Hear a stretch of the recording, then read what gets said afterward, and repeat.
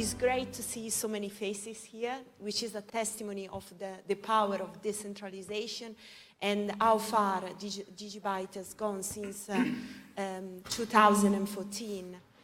So today we are going to have some key members of the DigiByte team, such as the founder Jared Tate, Rudy Bouwman, and also Josiah Spackman.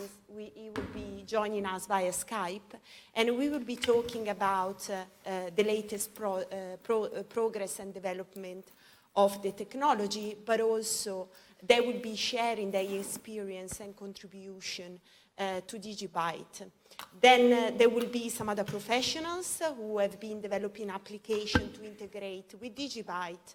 They will be giving a speech as a presentation. So I know there is a lot to say, but we are trying to condensate everything in just a couple of hours, so there won't be much time for questions, but you can keep your question for the networking afterwards. And enjoy, and thank you so much for all your support and also to be part of this great family. Now, my pleasure to introduce Jared, the founder of DigiByte. Thank you, Steffi.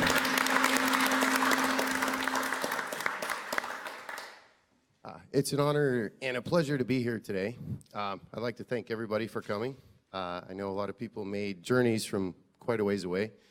Just a little background on why we decided to do the first ever global summit in Amsterdam. So shortly after DigiByte was launched in 2014, some people on the forum, Bitcoin Talk, reached out to me. And it blew my mind when I found out that they were European. And as we continued talking, I found out that the majority of them were from Holland. So actually going back as soon as the end of 2014 and into 2015, there was a city just south of here, Zoetermeer, where at one point the whole street was actually accepting DigiByte. So that's just a little background on basically why we ended up here, as well as our very welcoming hosts, Rudy and crew, and thank you, Steffi. So yeah, it's my pleasure to be here and to introduce and to basically talk at the first ever DigiByte Global Summit about the state of DigiByte and where it's at. So as most of you probably already know, DigiByte started in 2014 with the hash from the Genesis block, USA Today, target data stolen from up to 110 million customers. So it's hard to believe that that was already over 5 years ago. But that has kind of highlighted our path and our vision and where we have been headed since then. And how many people, by a show of hands in this room, have had their identity stolen? I would be willing to bet every single person in this room has had their identity stolen multiple times. So we're working on solutions for that. So we'll get into that a little bit later. So from that point forward, we have positioned DigiByte to be more secure, with faster transactions and forward-thinking blockchain technology. Our core values have been, we remain open source, anyone can contribute, and to this day, there's actually developers still contributing to our project that I've never even met, and I don't even know their name. So it's pretty fascinating.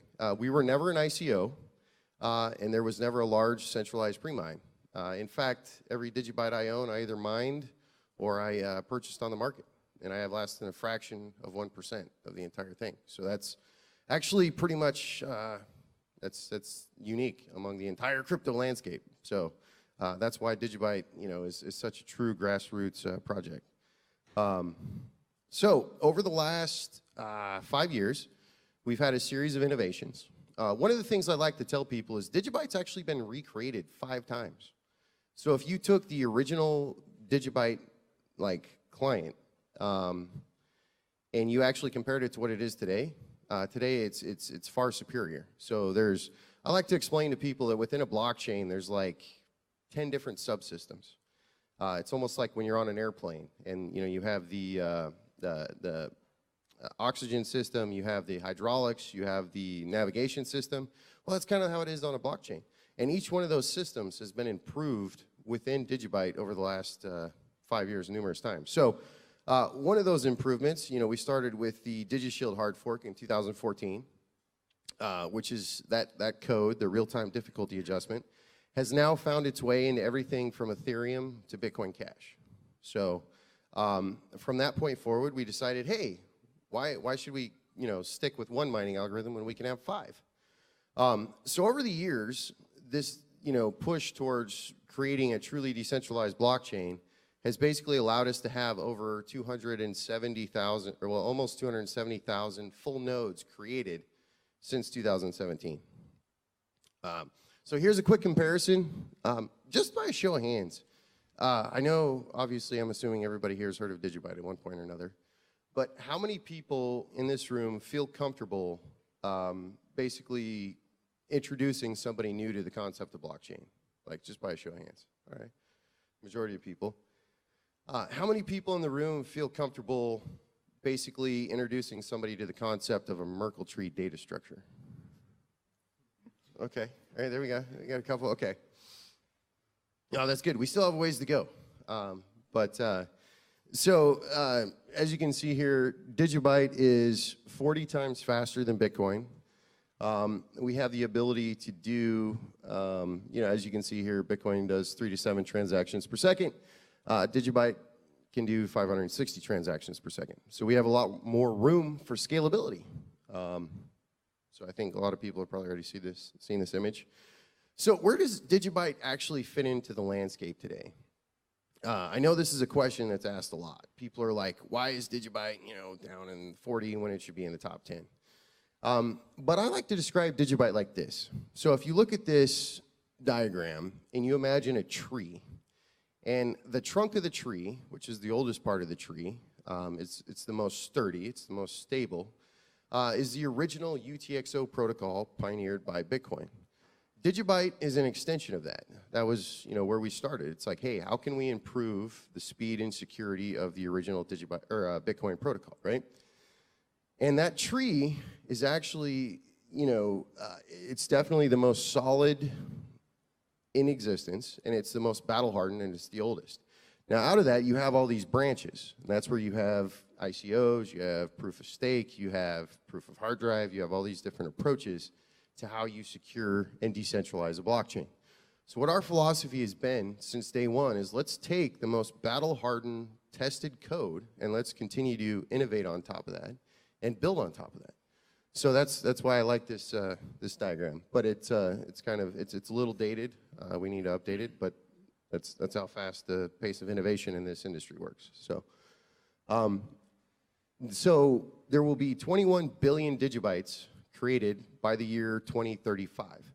Now, when we came up with that number, we decided to make it a 1 to 1,000 ratio with Bitcoin. So there will be 21 million Bitcoin ever created in 144 years. But it doesn't really make sense when you show up and you pay for Bitcoin and you have to, it's 3 euros, 4 euros, and it's 0.00023 Bitcoin, right? It's confusing. So that's why we decided to do the 1 to 1,000 ratio. And also, that way, everybody on the planet could potentially have some, Bitcoin, it's currently, I think, 13, 14 million in circulation. You can't even have, like the city of New York alone, everybody can't even have one. So that's mathematically to show you how scarce this is. And everybody here is a pioneer for, being here today. So DigiByte uses 5 unique mining algorithms. We're going to go in that a little bit later today when we're going to talk about the future hard fork. Well, it's not a hard fork, it's an algo fork for DigiByte. So once again, some of the code we've pioneered is now used in many of the top blockchain projects around. DigiByte is currently on over 100 exchanges globally. So it's actually pretty fascinating to think about in almost every civilized country out there. And a lot of that has been due to the work of Rudy and the DigiByte Awareness Team and many more. So if you go to, there's a website that basically does the statistics for GitHub. That's where we're pulling these statistics from. So since we activated SegWit in April 2017, DigiByte has had 267,718 full nodes set up. Now, that doesn't mean that those nodes are actually active at any given time. But what that means is at one point, imagine a hard drive that you backed up 267,000 times. So it's pretty incredible from a data perspective. Currently, DigiByte is the longest public UTXO blockchain in the world. Now, people are like, okay, that's cool. You have 8.5 million blocks compared to Bitcoin's 560,000. But a lot of people don't actually realize there's a lot of challenges that come around with that. Some of those challenges are, how do you take a mobile wallet and you allow it to sync with 8.5 million headers in a reasonable amount of time to basically allow somebody to download a wallet and start using it within 5 or 10 minutes. So we've actually had to engineer and come up with solutions that Bitcoin isn't going to face for another 20 years from their mobile wallets, because it's the same amount of data. So the same amount of block data in each header, in each individual block, has to be basically synced. So we actually took the original Bitcoin, basically mobile wallets, and we actually re-engineered them, and the developers have done an amazing job, and we actually now have the best SPV mobile wallet in the world, hands down, from an engineering perspective. So it's actually, and then that also transfers over to the Qt core client. We've actually had to engineer some solutions that a lot of people aren't aware of in order to basically allow you, when you download that wallet, for it to basically sync in a reasonable amount of time. So now, people, sometimes say, hey, what are you guys doing? You're not very active. Well, over the last basically 2 years, we've actually released 9 full versions and updates of the DigiByte Core Qt wallet. Going back to the DigiSync release, which is where we activated SegWit on April 9th, 2017. That wallet alone was downloaded over 100,000 times. So pretty significant. And then there's been several versions, beta versions prior to that and in the middle. Then we fast forward to March 26, 2018, with version 6.16.2. There was over 100,000 lines of code changed in that release alone. So, the thing is, a lot of people, I started it, I founded it, but it definitely would not be here without the help of some very brilliant developers who to this day, continue to be anonymous. So that's the beauty of a decentralized project. But just know that there's some very brilliant minds helping contribute to this project. And here we are at version 6.17.2 that we released in February. And that is basically laying the groundwork for version 7.17, what we call Udocrypt, which I'll get into later today. But the important thing to note here is in the versioning, every time you see so we started out with version 1, right? And then 2, 3, 4, 5, 6, 7. So basically, DigiByte is approaching its 7th iteration.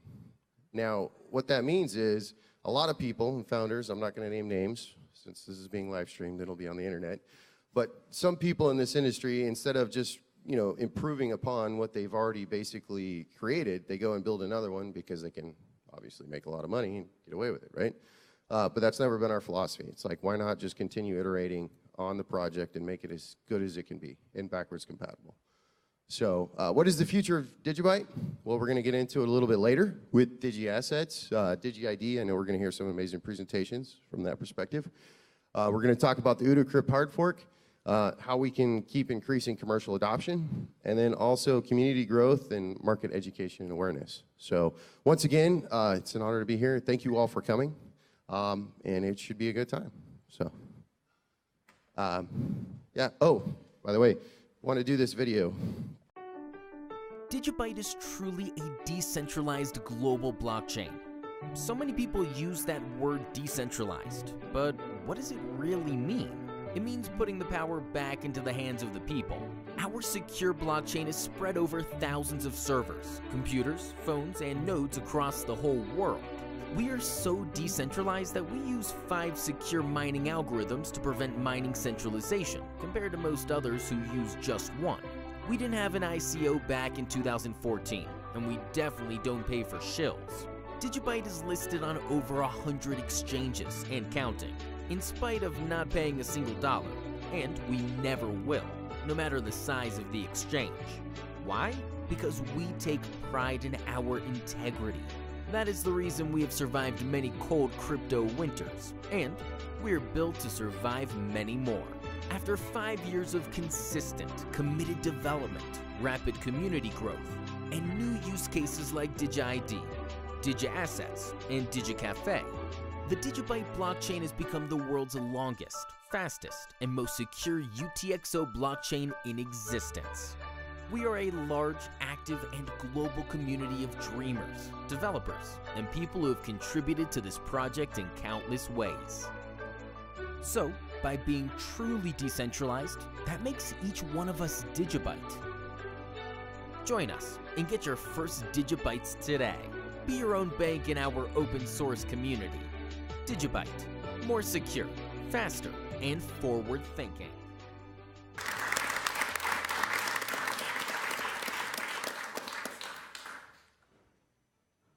And once again, like I said, you know, a lot of times people, you know, will call me the CEO or whatever, and I'm not. This project is much bigger than any single individual. It's a community, and that's what makes it tick and matter. So with that, I'd like to turn things over to Rudy. I've been asked to tell you a little bit about the DigiByte Awareness Team, so I'm glad to do that. So who are we? How are we organized? What are we doing? How do we get funded?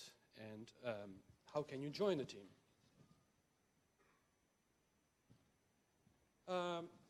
DigiByte Awareness Team, also called DGBAT, is a global community-driven outreach initiative, and it's founded in May 2018. And to be honest, I'd never expected it to be such a great success. And our accomplishments in 2018 are rather impressive, and but our future plans are even more promising. So,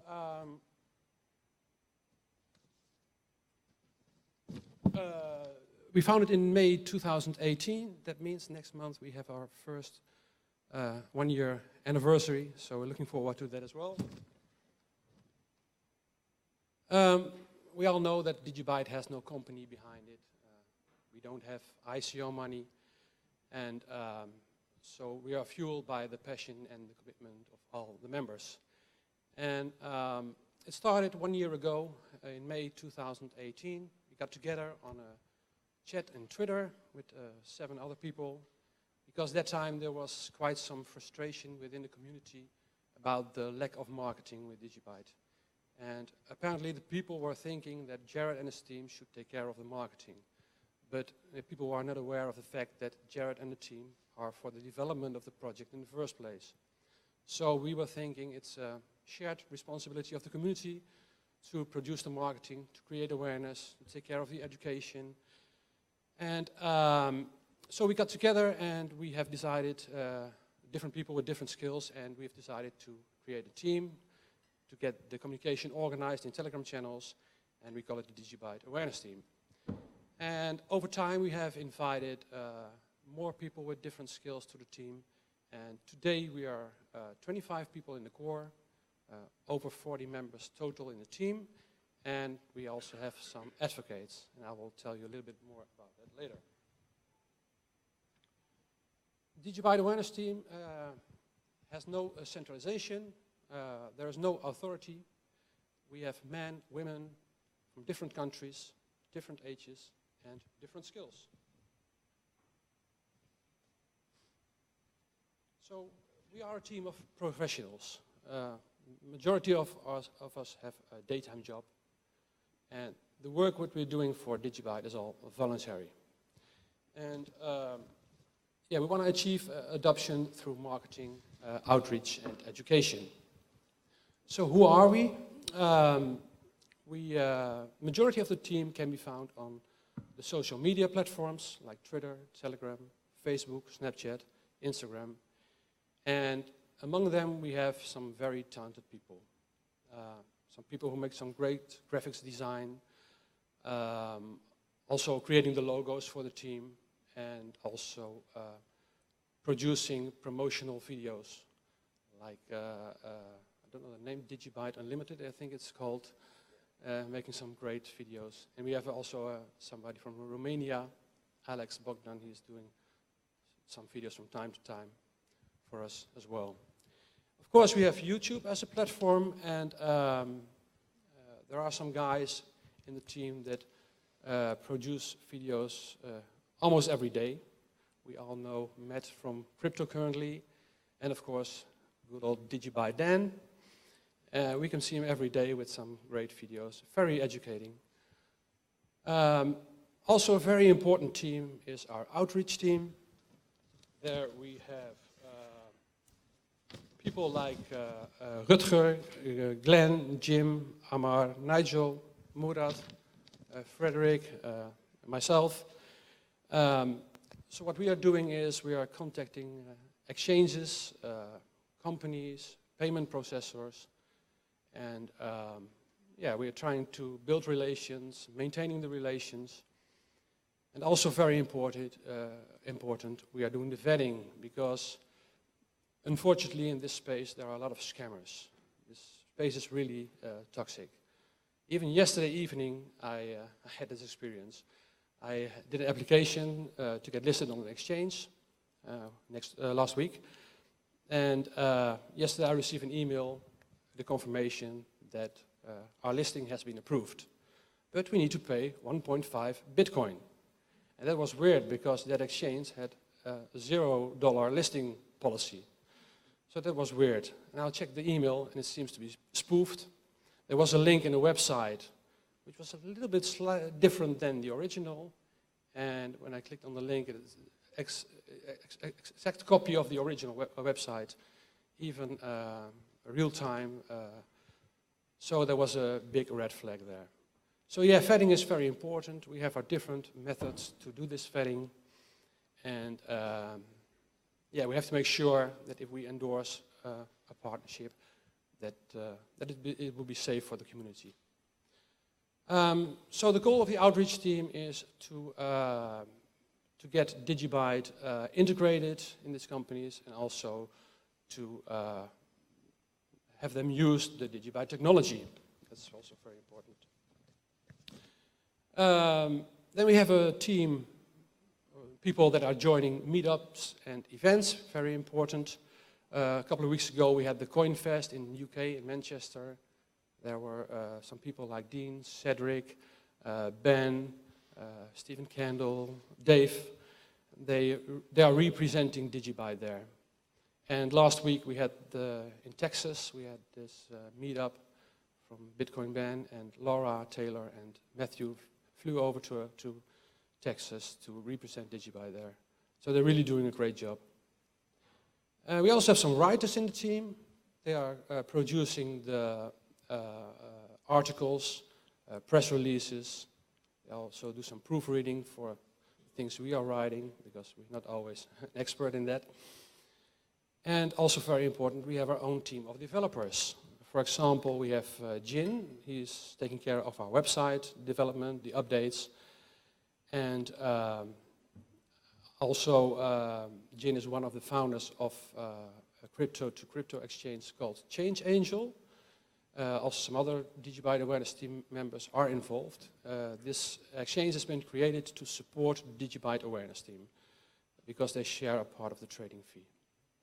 And some other developers that are part of DigiByte Awareness Team is Jan from Antum, and even Adam Wolf, which is the creator of DigiCafe and nowadays also part of Block 30 Labs.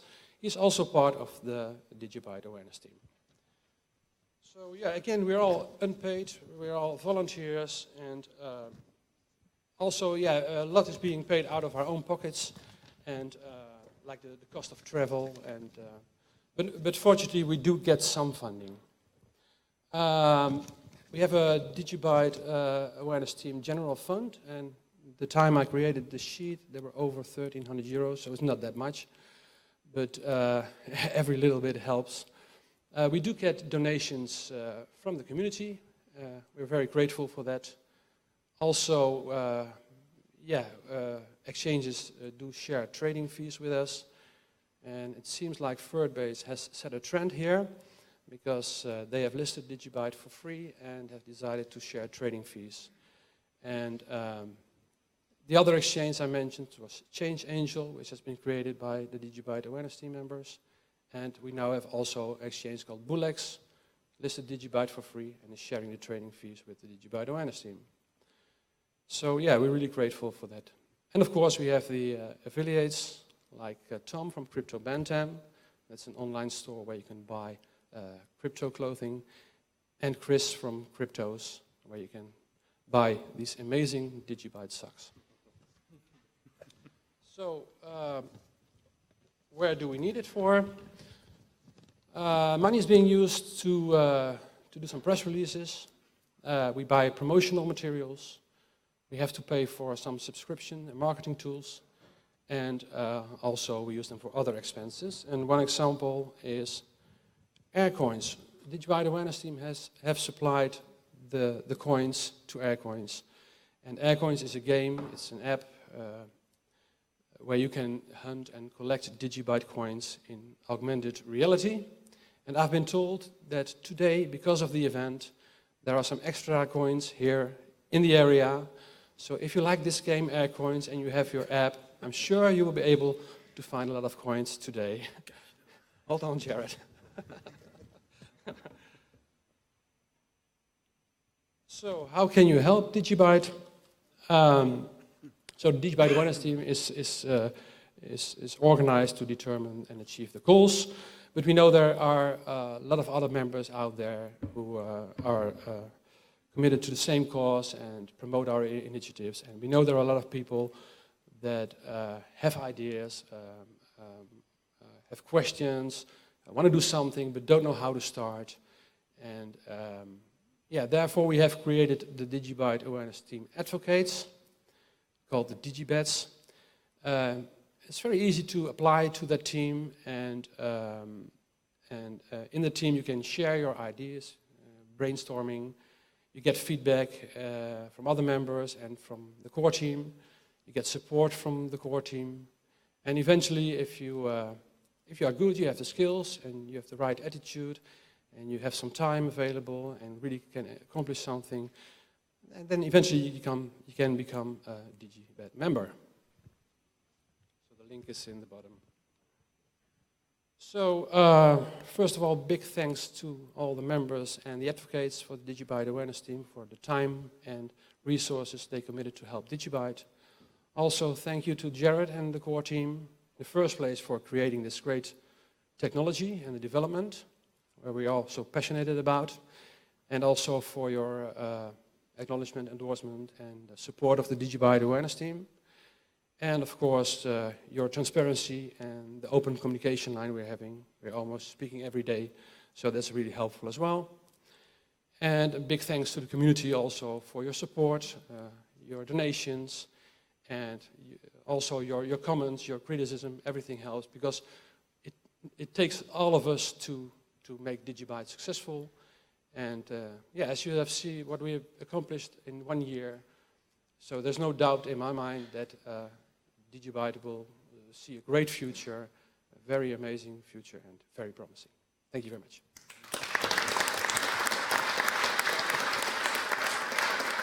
Oh yeah, now it's your turn now, Jan. I'm Jan Muldermans from Antum. I'm also a member of the DigiByte Awareness Team, like Rudy told you. First, I have 3 questions for the audience. The first one is, how many people use the same password for their accounts? And I admit I did it. I did it. It's not a shame to admit. It's not a shame to admit. But the importance question of this is, it's not safe. We all know, but we do. The second question, is it a difficult password you take?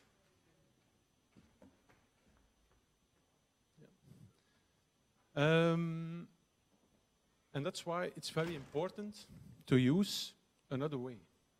And that way came up with DigiID. It's a great authentication process. And first of all, we decided to implement DigiID. But first of all, you need to know what Antum ID really is. I don't know what people in this room know what Anthem.ID is at the moment. Yeah, few of them. Okay.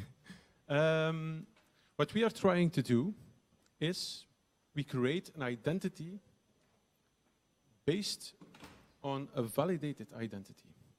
That means that you can create an identity that has been verified by the government or verified by a company or other things. And the most important thing about this is that you keep your privacy at the highest level. That's one of the major important things you need to know when you're using an Anthem.ID. So if I can try to go to the next slide, but it's very strange that it doesn't appear. Yeah. Yeah, I can show. Maybe they can show it from here. Yeah. No, sorry for the PowerPoint presentation, but it doesn't go to the next slide. So yeah, sorry for that. It's not. It's not that I. But I will share it for the community that you can share it between community members.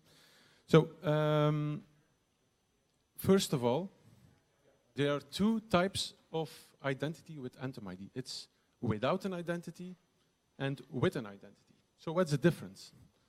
The difference with type 1 is actually you do your authentication, but there is no linked identity to it. That's the first type. Second type is an identity that has been linked to your real identity. That's one of the major things that we have created. So I go to the next slide. Yes. What we did, you all know the DigiID implementations on different websites. Something you don't hear? Ah, okay. Okay, thank you. Yeah, okay. What we did, we took the DigiID fundamentals. It's actually the login process that was being created by the DigiByte community at its early stage. But we saw that there was, for mass adoption, it has a little weakness, and that weakness was that it has to be transferred for every single program language to use it. It has to be redesigned, recreated. So we added our own SOAP API, Anthem.ID API, and that enables you to use DigiID on all platforms, on all program languages, with a small workload. So that's what we did. Then we created a second type that is based on an identity. And in my own country, they have the smart card. Every citizen has a passport. That passport is a smart card. And there we are allowed to create an identity that is linked to the smart card. You link it once and you have a validated identity. So that's what we created. Okay, next slide. So I have an overview here, what the difference between what we created and what DigiByte has essentially created. So we have the DigiID free, and it remains free, of course. Like I told you, it has to be rewrite for every program languages that want to integrate it. It's now been used on DigiByte forums, and SwineMine also used the DigiID authentication project, Jared, I thought. Yeah. And now what we created the open Anthem.ID, and it's actually the DigiID with the SOAP protocol that we are using. It enables you to easily implement DigiID on different types of programs you want to integrate into. So then we have also the hosted solution. That's something that we offer as a company, so that people don't have to integrate things by themselves. It's just they can get support from us and get all the things done. Very easy. And then we have the full version. It's actually Anthem.ID that is based on the real identity, with a lot of features, synchronizing information, giving special services to allow, for example, that you want to log in for a service that needs to be 18 years old and it has to be a male. So that kind of things you can do with the Antum-ID full. At this moment, you can use all the DigiID wallets that have the implementation of the BIP39, sorry. Also, the core wallet, the mobile wallet from DigiByte can be used also, but it's not at the moment BIP39, Jared. It's not at the moment. It's they are working on it, I think, for the DigiID. Yes. Yeah. So okay. So that will be also in this list.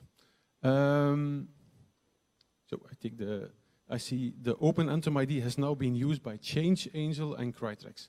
They are the two companies that are using DigiID using our hosted solutions. So, yeah, the next slide, please. Yeah. Yeah, that's what I told you. The DigiID is safe, simple, and reliable. I don't go into details in here because I got a tight schedule. It's only 15 minutes, I think. So how does it work? Some people know, some people don't know. It's just scanning your QR code, using the app, enter your PIN code, and you will see, in this case, without identity, it will return a special code in this type. It's an encrypted DigiID that has been returned. So the next time when you want to log in, it gets the same key. So that's what we did. That's the next. Then, with identity, it's, of course, safe, simple, reliable, and all in one. It gives a solution for know your customer. If some companies are needing to know which user is logging in, they have to know some know your customer details, like address, telephone number, all the details.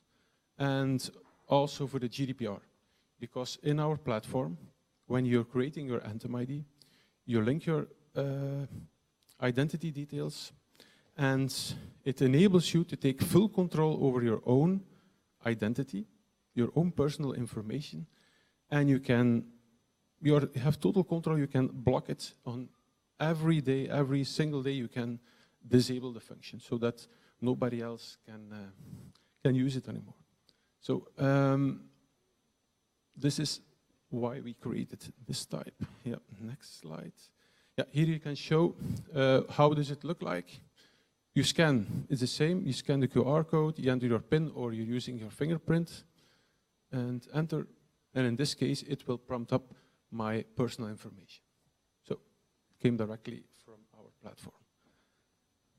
Yep. Then how you would create it. Yeah, it's very easy, so I don't go through these steps, I think.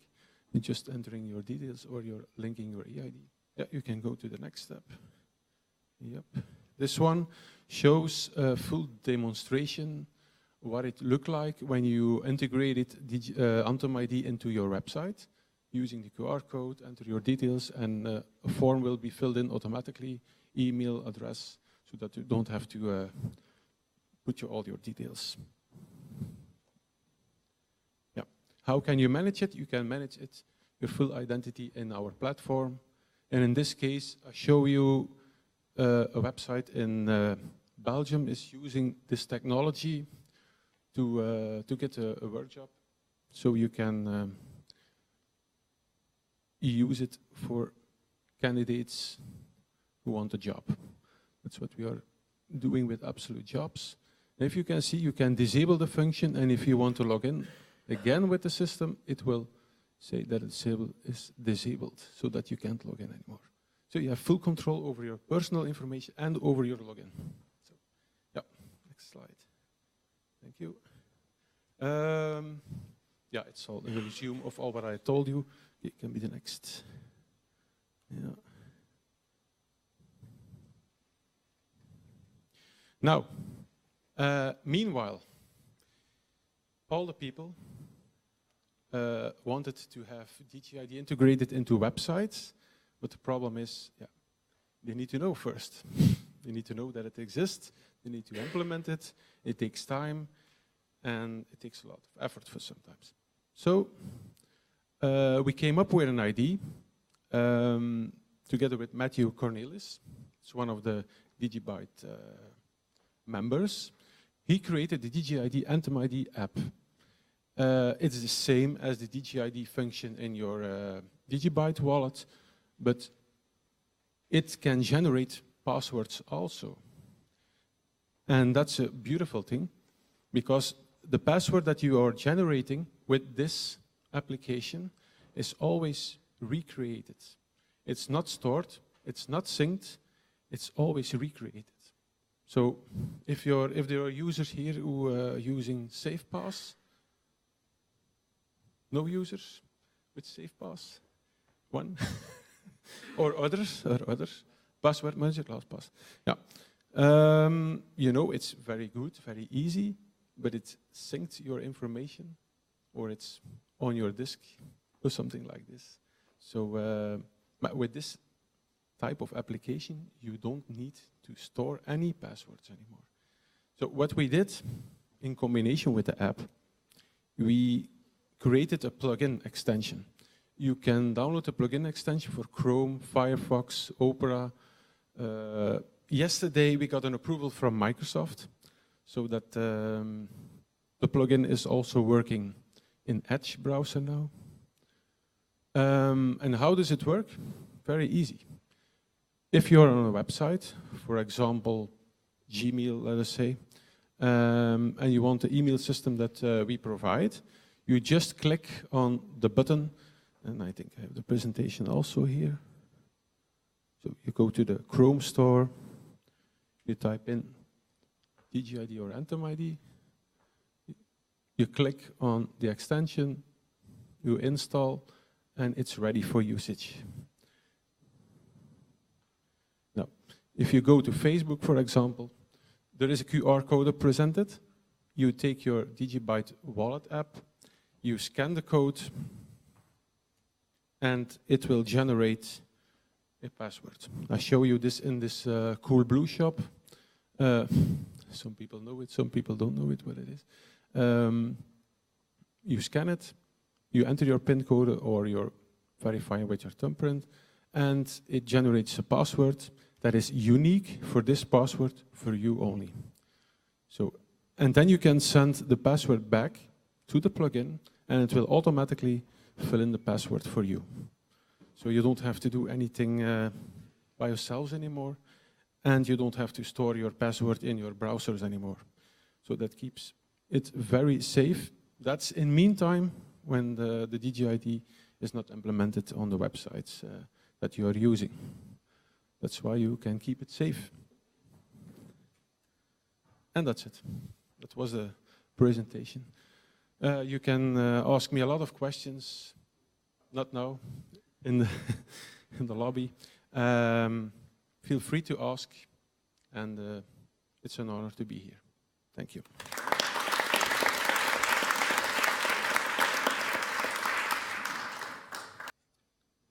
Okay, hi everybody. I'm Justin Seidel from VertBase. So we want to say thank you right away to the DigiByte Awareness Team, the DigiByte team, and Steffi for putting on this event for us. We're excited to be the main sponsor and kind of share with you some of the things that we're working on at VertBase, how we're working with DigiByte, and how we can kind of progress not only DigiByte, but the entire crypto industry forward as a whole. Just a little background on VertBase. We started over a year ago, early January, and our main goal was to create a simple fiat to digital currency platform where you can instantly buy and sell digital currency with fiat. My partner Stu had joined me, and we've been working on this for over the last year. We started with the US dollar and really focused on being a very low barrier of entry for digital currency for beginners and intermediaries, reducing the complexities of jumping on a market exchange, looking through the charts, and trying to place a buy or sell order. Let's go back one sec. So like I mentioned, we are pushing the industry forward.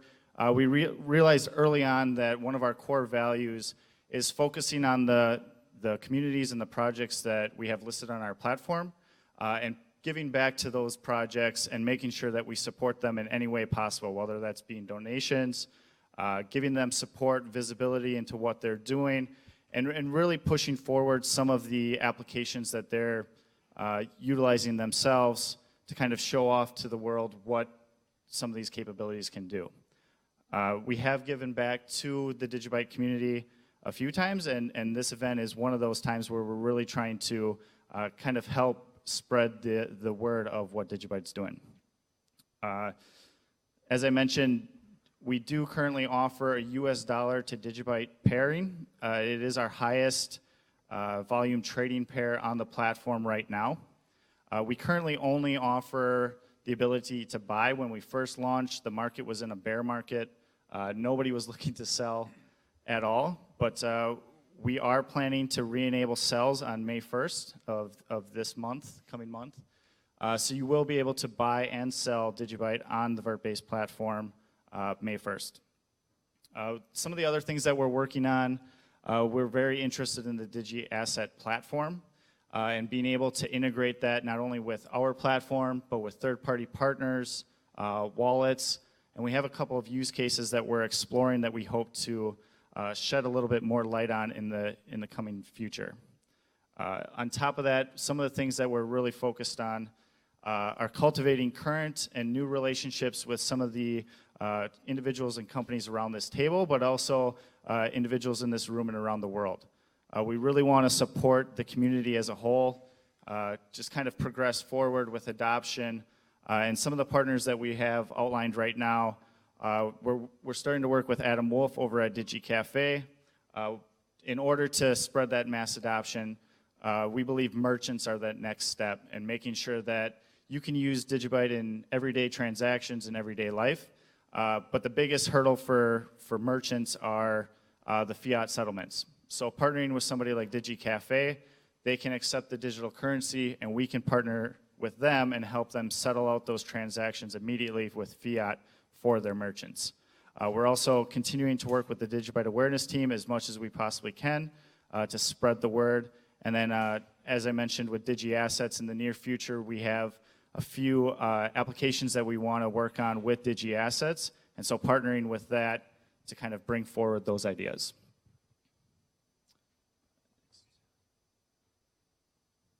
And then what we're really excited about,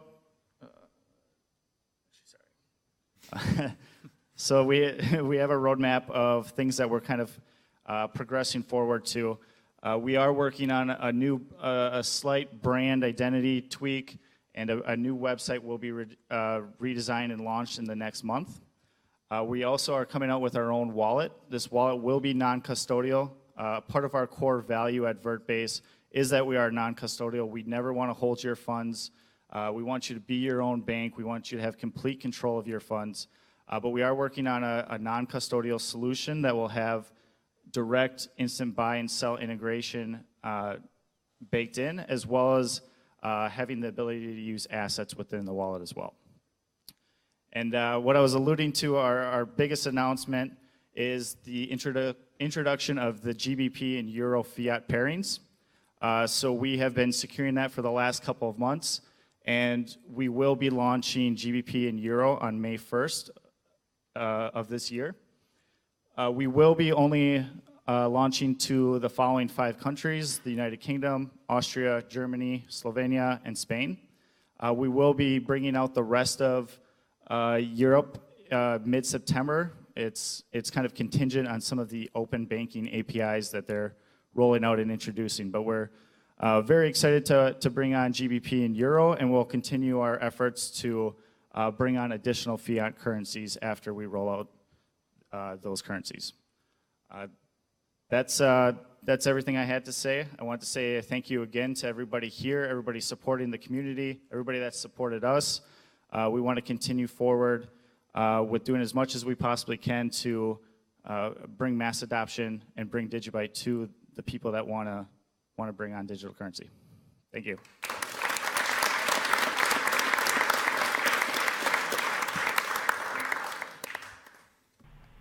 So let's get started then. So we have DigiByte and Dandelion. Now that we've gone and done that, let's start off with a little something here. Good morning, my DigiByte. No, wait, that's not my line. Let's try this again. What's good? No, that's not me either. So.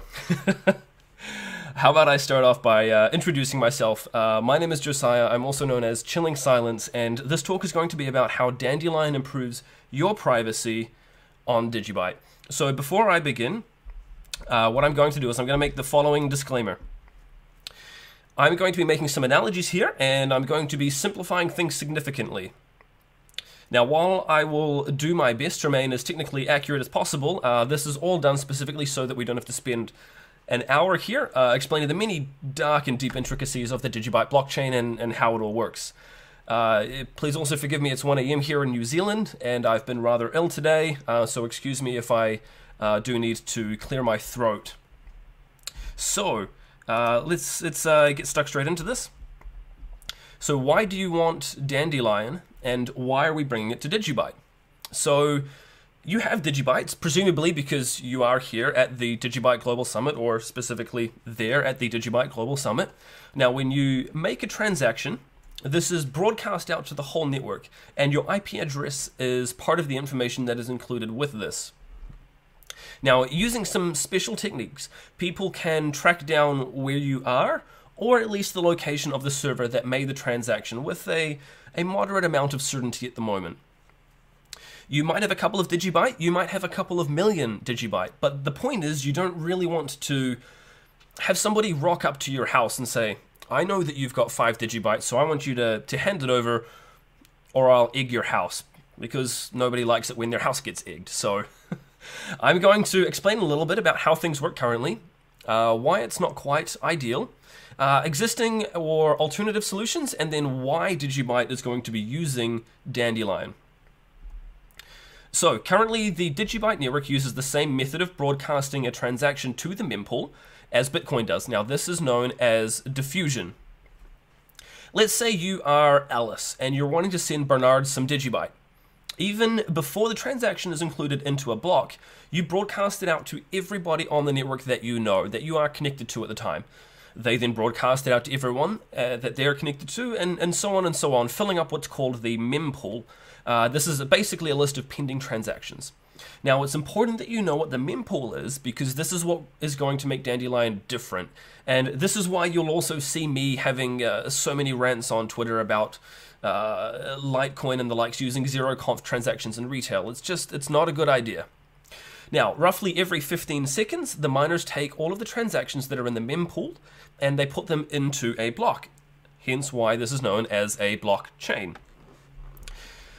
So one of the miners will get a reward for finding the answer to the math problem. This is known as the nonce. And the miner then tells everybody, okay, here's the block and here is all of the transactions in it.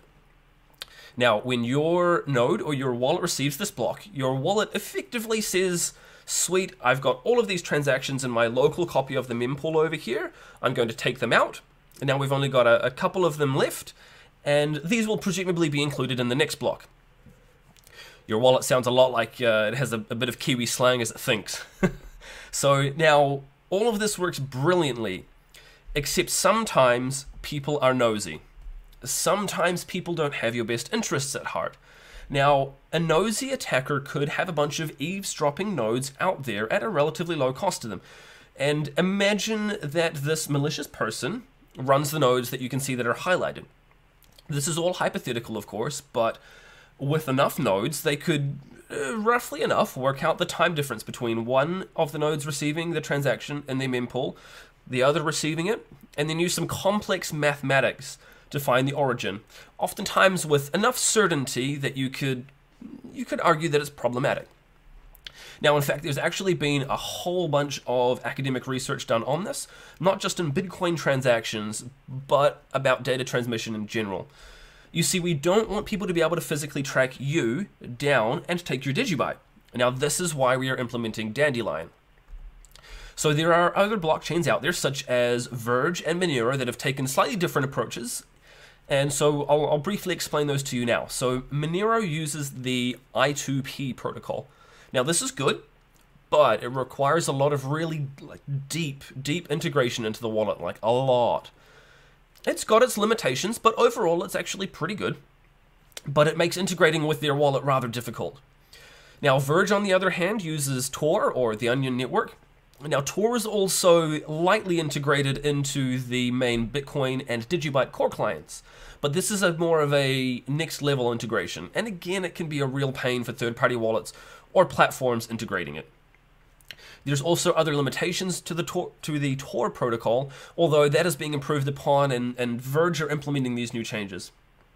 But again, this all comes back to massive amounts of dev time, upkeep, technical debt, and other fancy words that I can spout off that will help convince you that we're doing the right thing here with Dandelion. So DigiByte is going to go with Dandelion for a bunch of reasons. Now the first is that this is 100% backwards compatible with all of the other nodes in the older versions. The older ones basically don't know any different, and they're completely unaffected by this upgrade. Now Dandelion also doesn't affect the standard UTXO protocol, means that we are still perfect for digital assets and the likes. You can optionally turn this off or on depending on if you want the faster speed or if you would prefer the enhanced protection that this offers. It's also not going to give us a huge amount of technical debt, and Dandelion is also not going to slow down our 15-second block time, so we're still going to be lightning fast. This also still offers good protection while tying it in with the existing Tor support inside the DigiByte core wallet if you want.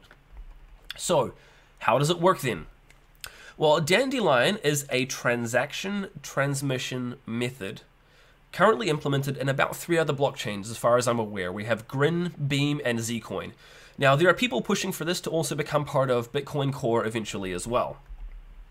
So Dandelion works a little differently than the traditional diffusion method of broadcasting your transaction. We'll use Alice and we'll use Bernard as an example again. So your wallet will start by making a transaction that you want to send, and they will mark it as a Dandelion specific transaction. You start kind of creating a stem, sort of just like the flower, broadcasting your transaction to just one other individual person. Now the stem creation is effectively the privacy phase of this all. Now that one person you've sent it to, they then send it on to one other person, who then sends it on to one other person as well. And this all happens without telling anybody along the way how many hops it's already been through. This is very important because this is what helps protect the privacy of the original sender.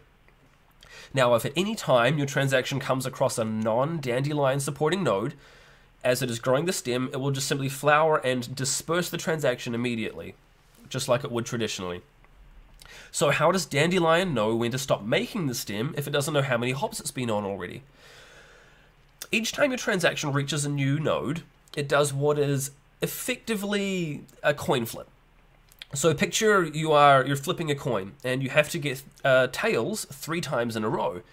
On a heads flip, Dandelion will stop flipping the coin and it will continue to add to the stem, and so we can see here you'll kind of go up the stem. However, by the time you get your 3rd tails in a row, it flowers or it fluffs the transaction and begins to broadcast it to everyone as it would with the traditional dispersion method. So, by doing this and by implementing Dandelion, you very effectively reduce the ability for nosy eavesdroppers to trace the source of the transmission, keeping you and your DigiByte more secure. So this is great, but what are the downsides to this?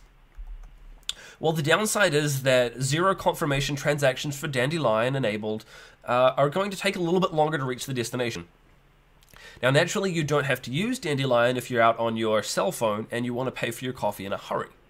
However, it means that the videos where you see your wallet sending from one wallet, showing up to the other in under 2 seconds, that doesn't occur for Dandelion-specific transactions. It takes a little bit longer.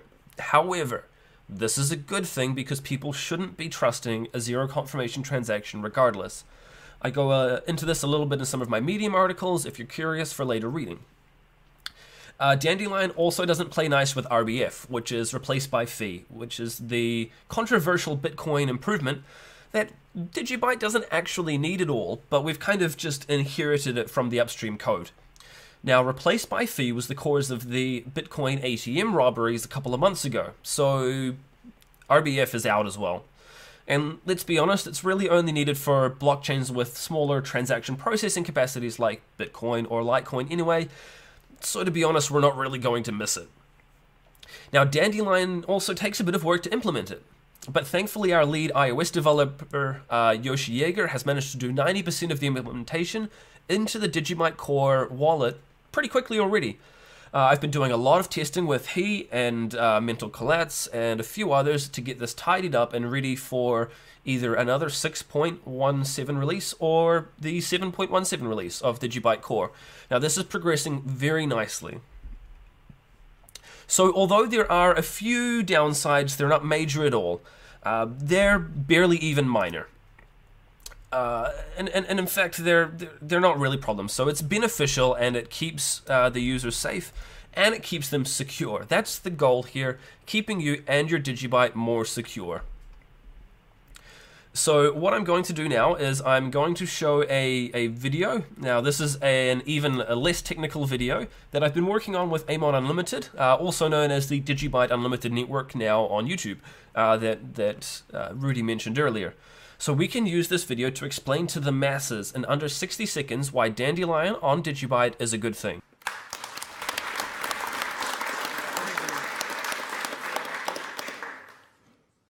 What is Dandelion? Dandelion is coming to DigiByte as a way to help boost your privacy and prevent a malicious person from tracking down your location by using your IP address. When you send DigiByte to somebody, Dandelion technology won't broadcast your transaction to everybody, like traditional blockchains would. Instead, Dandelion will create a stem and send your transaction through just one single person. That one person will do the same to another person and another. This helps to protect your IP address and prevent tracking. Once it's been through around 10 people, Dandelion will then flower the DigiByte transaction and blow it off into the world so it can be included in the blockchain, just like blowing a dandelion. There's no slowing down DigiByte's insanely fast block timings. It's just one more layer of privacy on your transaction to help protect you as you use DigiByte. Dandelion, coming soon to DigiByte. Please take a look at the other commercials to learn more about DigiID, DigiAssets, and the many other projects we have. That was brilliant.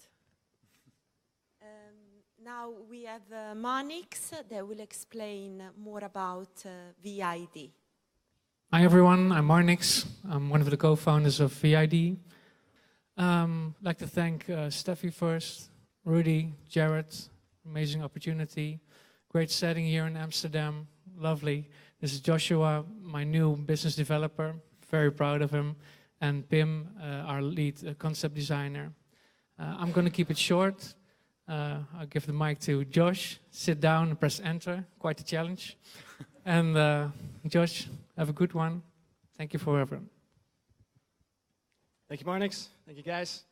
I'm going to do a quick presentation about what V-ID is. What we figured is that with the new form of digitization, there's a lot of new forms of fraud as well. So what we built is a new platform that is made to prevent digital fraud by validating and verifying digital assets in the blockchain.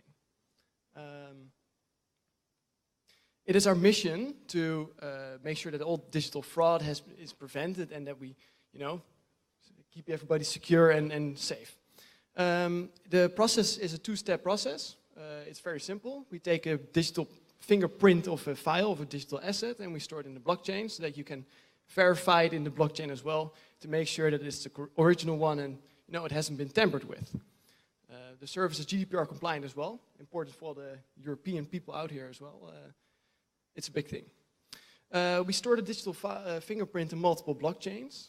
As you can see on the screen, it's Bitcoin, Ethereum, we have Hyperledger, LTO, and most importantly, of course, DigiByte, which is a great thing, We can secure in different blockchains to make sure that the fingerprint is also, secure. We have a few clients and partners on the screen. Actually, we didn't have enough room to, put everyone on there. There's quite a few more. we're growing insanely fast, and we hope that together with DigiByte's community, we can also expand our partnerships even further. As you can see, we have many use cases. I can just keep rattling on about all the cases, so I'll let you guys think about it yourself. But we have a really fun one to show you right now, and I think I want to invite Pim to talk about that a little bit even more. Thank you, guys.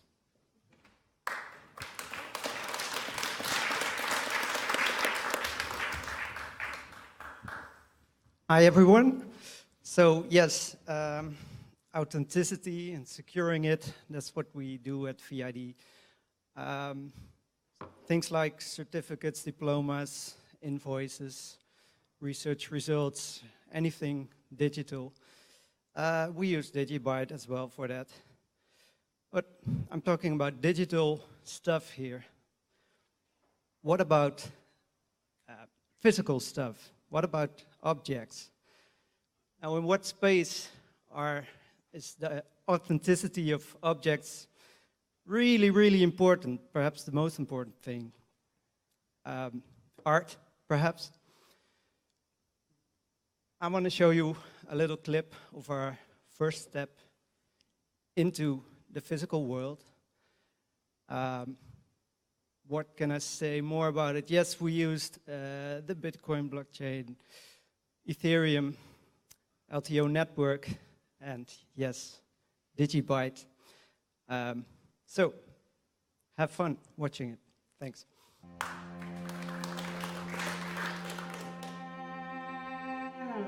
Every culture has its own rituals, tastes, skills that live in the collective consciousness of people. A binding force rooted in family, friends and traditions. And as it shifts ever so slowly, sprouting subcultures, branching off, always in motion through the centuries, it mirrors our sense of beauty, our fears and our wonders. Along this path stand its milestones in the form of art, signs of spiritual progress, mementos that show us who we were, who we are, and who we will be. Art is like the time capsule of a culture. It is the most authentic record of our spirit.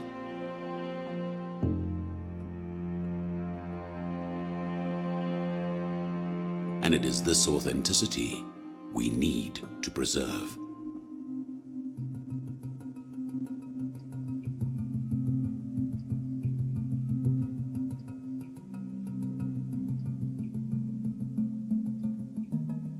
During Holland's golden age in the 17th century, Amsterdam was the center of trade, science, and art.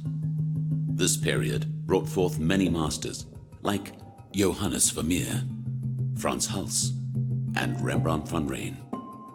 Rembrandt's pieces remain of great importance today, as his signature high-contrast compositions are admired still by art lovers from all over the world.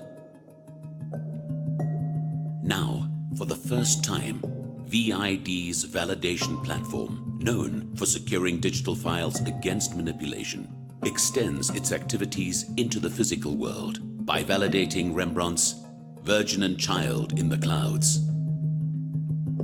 An original etch dated 1641, signed Rembrandt F. The Virgin and Child in the Clouds is a remarkably well-conserved piece with a Catholic theme. In collaboration with Douwes Fine Art, Amsterdam's highly renowned art dealer, established in 1770, and CMS Law, one of the largest law firms in the world, V-ID developed a method to secure every unique characteristic of this piece of our heritage onto the blockchain. First, art expert and registered appraiser Evert Douwes was recorded on video as he stood by the work and pointed out notable features unique to this piece. Next, a series of macro photographs were shot, catching every line, fiber, and mark of the entire visible surface. Lastly, Dowers Fine Art issued a digital certificate listing sizes, materials, and origin of the work. Evert Anthony Dowers was appointed as validator. Notary Femke Strauken from CMS Law was present as a witness to confirm the source of the photographs and the facts stated in the certificate. After she confirmed the validator's identity, Mr. Dowers logged in on the validation portal and validated the file.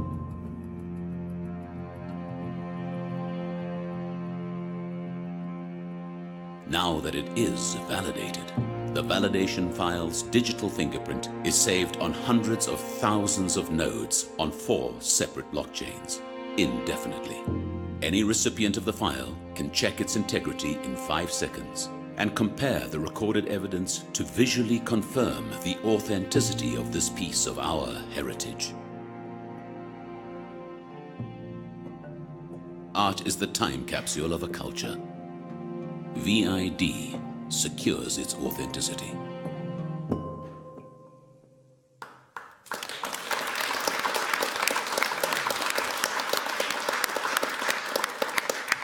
Thanks for that. Yeah, I couldn't wish for a more cool or stylish entrance into the physical world. It's a big step for us. There's many things ahead together with DigiByte. The art world is one thing that we're going to hopefully shake up. We're already having talks with Evert Anthony Dowers. He's the 8th generation in the art dealership. He's right there. And thanks for everything, of course. CMS Law, thanks to Femke Strauken. Other physical things, well, museum pieces, evidence. There's lots to discover here. So it's going to be a very, well, awesome year again, I guess. Perhaps with digital, with digi-assets as well, and we're going to talk about it, no doubt, to go about integrate all that stuff, all the good things that bring forth better adaptation with the lowest as possible barrier for entry of mainstream corporate businesses. So, thanks. This was our conclusion. Oh, yeah, I'll give it over to you. This is the digital file, which we made together with Dowers. And when a file has a stamp like this, you know, we stamped it and it's authentic. And if you then go online to our website or the website of the publisher, and you see this little widget, you can then select the file you received, check it, and then it will check with several blockchain nodes, see if it's verified. Yes, this is still authentic. And then you see the publisher's logo, some information, and the blockchains where it has been added to. And then here for you, of course, the DigiByte blockchain. When you click, you can check the transaction, and you can see the hash of the file right here. So that's the visual check. Okay, so now I'm going to stop. Maybe we were talking too long already. It was a bit technical so far, but let's go for adoption right now, and I'd like to give the word back to Stephanie. Thanks a lot.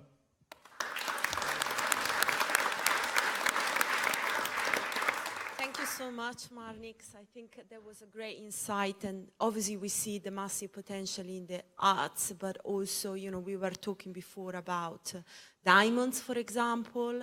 We were talking about counterfeit and fashion. We were talking also about food and potentially, you know, the challenge to incorporate, you know, an ID into, for instance, organic food. And I mean, that could be really a game-changing. Yeah, but that's the future, I think. So I'm handing over to Jared now. Over the years, DigiByte, like I talked about earlier, has actually done a series of hard forks This is the first time we're going to do what we're calling an algo fork. So this presentation is going to be about the upcoming UdoCrypt change, which we're calling version 7.17.1 will be the next upcoming major change for DigiByte. So originally, DigiByte started in 2014 with a single mining algorithm. But later in 2014, we actually were the first ever blockchain that hard forked to 5 mining algorithms. And the original idea was that if we can allow, because I myself started as a Bitcoin miner with my gaming PC back in 2012, if we could have a majority of desktop gamers with GPUs mining from home, we would have a super decentralized network. And that worked for the first couple years.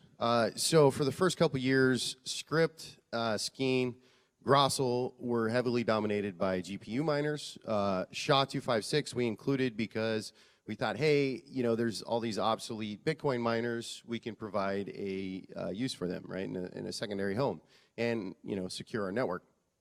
Well, that was the original intent. And you know, it's worked for a few years, but with technology, you know, you have to continually improve. So how did those 5 mining algorithms actually kind of stay in check and be proportionally weighted? Well, that's actually where DigiShield came in. So DigiShield is like what I talked about earlier. It's been implemented in a lot of different projects, but we took it from, instead of applying it to a single mining algorithm, we split it across 5 mining algorithms. So after every block in the DigiByte blockchain, there's a real-time difficulty adjustment and weighting, right? And that's actually very unique. And it's one of those things where over the years, we've had people like, well, how is it secure? And it's one of those things you're like, well, it's very secure, but to give you the specific math, I just flat out don't know. It's like when an AI comes up with a solution and you try and explain it, you're like, I know it arrived at the solution and I know it, you know, it does it. But we actually have had some independent scientific verification on just how secure it is. And that data will be published here in the near future. But their conclusion was basically if you took and you rented all the available mining hash power in the world that's actually available on markets as of February 2019, at most you could cause a 15-block reorg on the DigiByte blockchain. So if you ever wondered why a lot of exchanges have like a 20 confirmation limit, that's basically why, and that's pretty sound. And you're talking at that point, you know, maybe 5 minutes, 5-10 minutes, right? If you took all the available Bitcoin mining power, at most, so this means the entire Bitcoin blockchain would freeze because every miner from China to Europe to the United States would basically stop mining Bitcoin. At most, you could potentially get a 50-block reorg. So what that really means is DigiByte is the most 51% attack-resistant blockchain in the world today. And like I said, the math, some of the most confusing math I've ever looked at. It's going to be published here in the near future. So now, what is the current state of DigiByte mining? So like I said, originally we had this idea because the reason we want to keep it as decentralized as possible so individuals like yourselves can secure Rembrandt, right? It's pretty fascinating, but that only works when you have a truly decentralized blockchain. So what's happened over the last, especially since the major run-up in 2017 and 2018, is there's been ASIC miners developed in secret. Obviously, there's a lot of profit incentive. And for those that don't, how many people know what an ASIC is? Okay, so a few people. So what an ASIC is, it stands for Advanced Systems Integrated Circuit. And it's a specially designed computer chip that really only does one thing. So, you know, when Bitcoin started, people literally mined it with a laptop or a desktop. But as time went on, they developed these special integrated circuits. Now, these ASICs are only good for one thing, and that's basically mining SHA-256 in the case of Bitcoin, and also one of the 5 algos of DigiByte, right? Anything else, it's basically a boat anchor or a doorstop. So it computationally can't do much else. So what's happened is on DigiByte, GPU miners are no longer a majority. So you have these ASIC farms that are kind of taking over and centralizing stuff. Every algorithm in the cryptocurrency space at this point in time has ASICs, or at least any prominent one, and they can be built for it. Don't let anybody fool you. If you create an algorithm that's a specific single type of hash, at some point or another, you can build an ASIC for it. Now, what this is leading to is it's leading to centralization and a decrease in the global DigiByte node count, which we don't want. So what is the solution? Well, the solution is what we're calling UdoCrypt. How many people in here are Star Trek fans? Okay. So Udo is the shapeshifter on Star Trek. So what we're proposing doing is swapping one of DigiByte's 5 algorithms, in this case, myriad Grossel, which we've had issues with since day one. And what it does is actually, this algorithm is very unique in the fact that it changes itself every 10 days to a completely new randomized algorithm. So what that really means is it's no longer cost effective to create ASICs. So you could, in theory, still create one, but it doesn't really make any sense because it'd be obsolete in 10 days. So the idea here is that we can further incentivize decentralization of the network. We can incentivize home miners, and it decreases the barrier to entry because you're looking at a piece of hardware that costs as little as $150. So this algorithm's actually been in development for over a year. We've been testing it for quite some time. And it was actually developed by an anonymous contributor to DigiByte that goes by the name of Mental Collats. I've been talking to Mental Collats since 2014. Some of the most brilliant code that I've ever seen has been written by him and submitted anonymously. So to this day, I still don't know who he actually is, but I know he does good work and it's open source and it's brilliant. So this was his description of UdoCrypt. And keep in mind, I do know he has a background in mathematics and cryptography. So Udo is a substitution permutation network, both the substitution S boxes and P boxes, and this is the foundation for most cryptographic algorithms, basically change every 10 days. If they didn't change, it would be easy to create an ASIC that significantly outperformed any other hardware, because that's the whole point of ASICs, is to do a specific thing over and over again, millions, thousands of times. That ASIC would need to be able to reconfigure itself. There's already hardware for that specializes in being able to reconfigure itself, and that's the FPGA. FPGAs are really good at implementing small S boxes. While an ASIC could in theory be built, the advantage over FPGAs would be much smaller for the typical proof of work algorithms. So this code has been out there. If anybody wants to check it out, you go to the DigiByte GitHub repository, switch to branch 7.17.1, go into the source folder, the cryptography folder, look at UdoCrypt, and you can actually see the mathematics. And it's definitely one of the most complex things that I've ever went through. It took me 2 days just to even wrap my mind around what's actually happening in it. So it's fantastic. So this is what an FPGA looks like. You basically plug it into a Windows computer. FPGA basically stands for Field Programmable Graphics Array. And FPGAs are actually used to basically prototype almost everything that we know in terms of like microcontrollers, different systems, and you basically are able to program the logic gates to do whatever you want it to. So one of the other things that Mental Collats has actually developed is some software, because if we're going to do this and we're going to basically create an algo fork, we want to make sure that everybody has an equal playing field when the fork actually occurs. So there's actually going to be guides, there's software. We've ran this test through testnet several times already. And what we're looking at is we almost have it ready to go. I don't want to give an official deadline right now, but here in the near future, we're going to be releasing this. After release, we're looking at about 3 to 6 months for it to activate after a 70% activation threshold. And basically, we're going to further secure DigiByte and help decentralize the network. So now we go on to another exciting topic, and that's DigiAssets. So I know we've been talking a lot about it. I know a lot of people have been very excited. I know there's a lot of people looking to build stuff on top of it. So I want to talk about what it is. A simple introduction. If you imagine an Oreo, right, and the bottom of the Oreo, so the Oreo is the blockchain, right? So at the bottom you have what we call the core communications layer, which is actually how these nodes are communicating back and forth. And that's why we're so excited about Dandelion, because it's going to improve the privacy and security of that layer, right?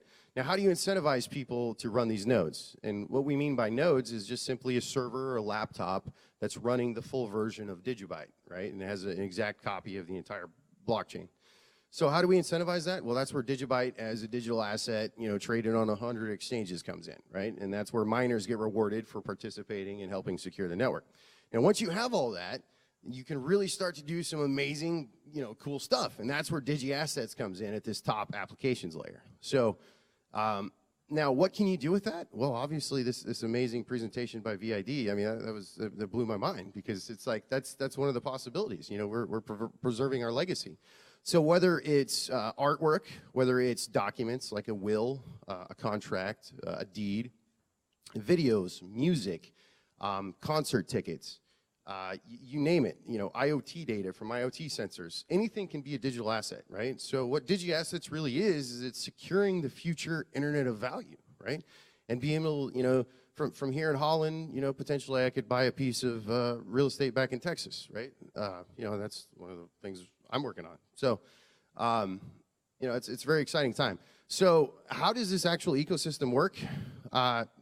I'll put these slide decks online so people can look at this a little bit more. We're doing more write-ups. I know this looks a little bit confusing, but basically there's four main pieces here, right? You have the underlying blockchain, which everything anchors into. You have this central DigiAssets public repository and the tech stack that anybody can use. It's actually fully functioning. I'm going to do a demo here in a little bit. And then we have a testnet, which we actually want to get people building and trying things on testnet. And then this entire stuff can be white labeled and put into a private app or a private application, right? So, for instance, if you wanted to build your app, whatever your app might be, this is an example architecture of how this would actually work. You have your actual, basically your mobile app. It ties into your API that ties into a series of basically DigiAssets stack that's all open source, and it's actually ready to go. And you can find more on. If you go to github.com/DigiByte-core, as you can see here, there's over 63 repositories, and that's a combination of tons of different stuff.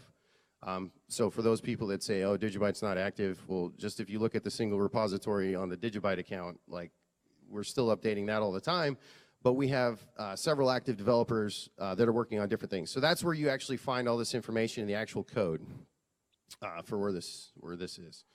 So how are the first DigiAssets going to be issued and created? Well, we have something we're calling DigiVault, which I'm actually going to boot up here in a second and actually use. And I'm actually going to create the very first DigiByte DigiAsset.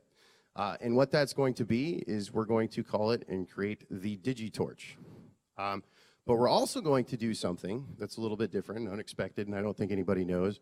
We're going to create the DigiFlame, which is ignited by the DigiTorch that goes through the community here. So,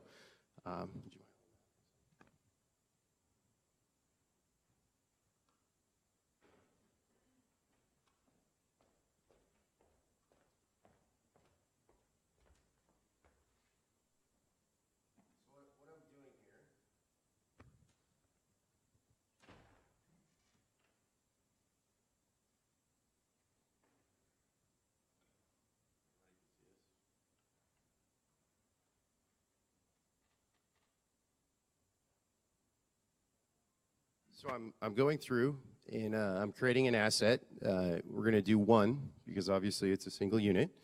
We're going to give it an image here.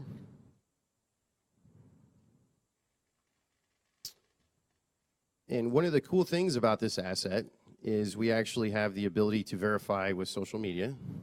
So we're going to go ahead and we're going to issue this. Hopefully the network doesn't block it. Boom. So what just happened is that was the world's first DigiAsset. And that is on its way around the world. So we're going to issue another asset, and we're going to call this the DigiFlame.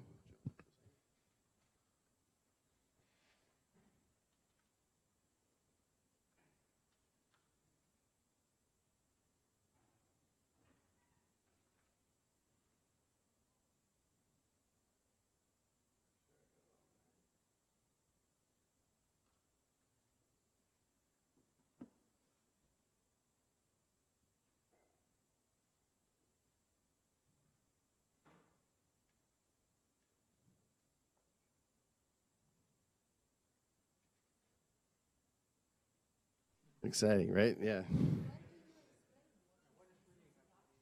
So what's actually happening is you're actually embedding, so on the DigiByte wallet here, so as you see, there's actually a tiny transaction that just occurred, and then just another one just now. So what you're doing, so the internet itself today was originally pioneered by something we know as TCP/IP, right? It was developed by the US Department of Defense back in the 60s, transmission control packets, and it sends these tiny amounts of data. Well, you know, it was beautiful because you can communicate at long distances, which was the first time it happened, but it was very limited in its scope.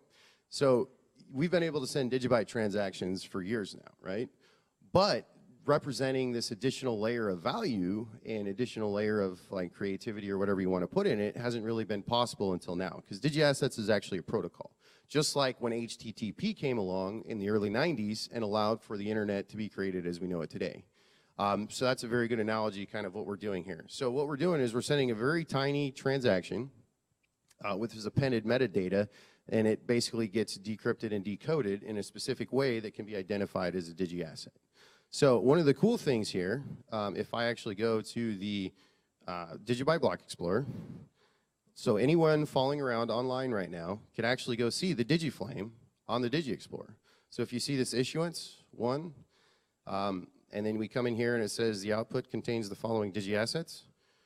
So this will forever be recorded worldwide. So very cool stuff. So if I come back here to Digi Explorer, I can actually see the DigiTorch. So as this torch gets passed from person to person to person, we're going to be able to transfer that or watch that in real time. So now that we have these assets, this is actually the DigiFlame right here. Remember, this just got released, so forgive the image not showing up right now. But what good is an asset if you don't pass it? So what I would like to do here is I would actually like to pass the DigiFlame on to an individual who has been very upstanding and amazing, not only for DigiByte, but I know that everybody around him and everybody he interacts with on a daily basis really looks up to him. So I want to, the DigiFlame is designed to be passed from community member to community member. So I would like to pass it to Rudy. And so I have Rudy's address right here. And this will be the first ever transfer of a DigiAsset. So I'm going to send the torch because I have one available. I'm going to paste his address. And I'm going to send this on. And congratulations, you've successfully sent the asset. So if I come on here.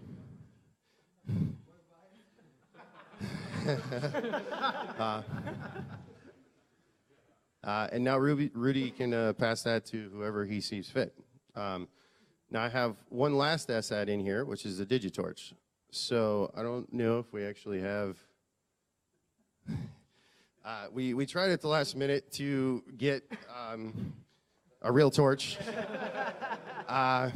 So obviously we missed the flame part, but just imagine the fire of DigiByte right here.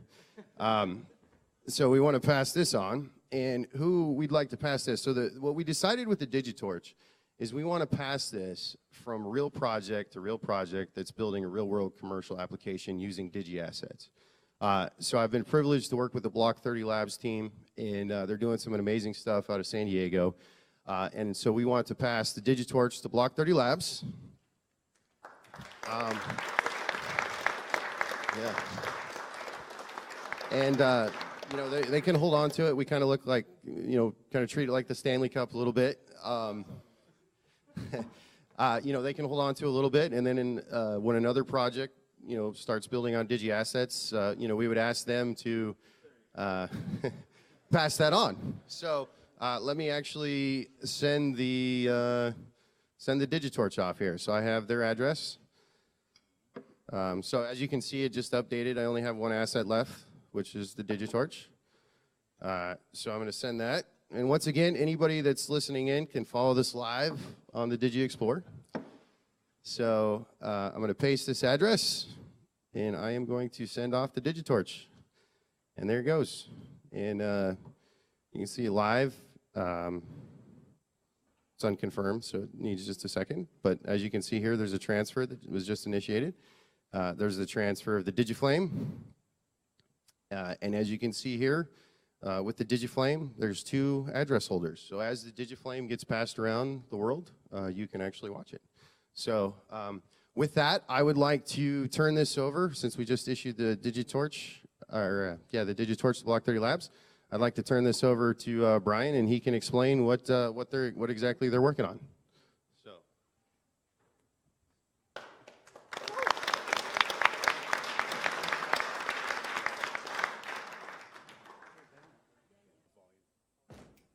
Okay, this is our video, you guys. Here we go. Block 30 Labs, we're here from California.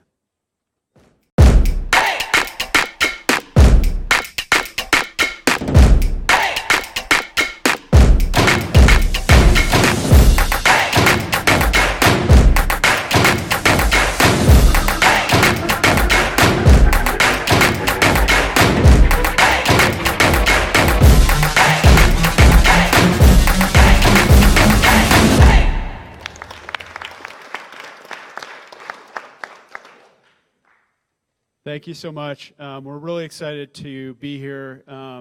Obviously, it's a really great honor to have had the announcement with Jared today that we'll be the first project launching on the newly created DGB Assets or Digi Assets platform. So that's a huge honor for us. We take it very seriously. A lot of what you don't see, we're kind of the final mile guys that come in at the end after the technology's built and get it out into that final layer of consumers and merchants around the world. So you don't see on purpose the years of work that goes into building something like DigiByte, starting with Jared, many others around the table from countries around the world. So for us, it's the fun and the easy part to get to take that decentralized technology and package it up in really simple ways for the customer or for the merchant or for the investor. So we are hugely thankful for and appreciative of all the work that's gone into DigiByte for the last 3, 5, however many years that you all have been working on it. With Jared, it's, I was asking him at the pub the other night, how long have you been doing this? And he's like, dude, I lived in Asia for like a couple of years, living in like sort of just like a small apartment, grinding away on DigiByte. And that's, you start getting around the United Nations table here in Amsterdam and, live feeds, and you're like, oh, it's so easy, just push a button. But I guarantee you, like, the amount of work that has gone into building the DigiByte blockchain and all the pieces that go along with that are incredible and highly valued by us.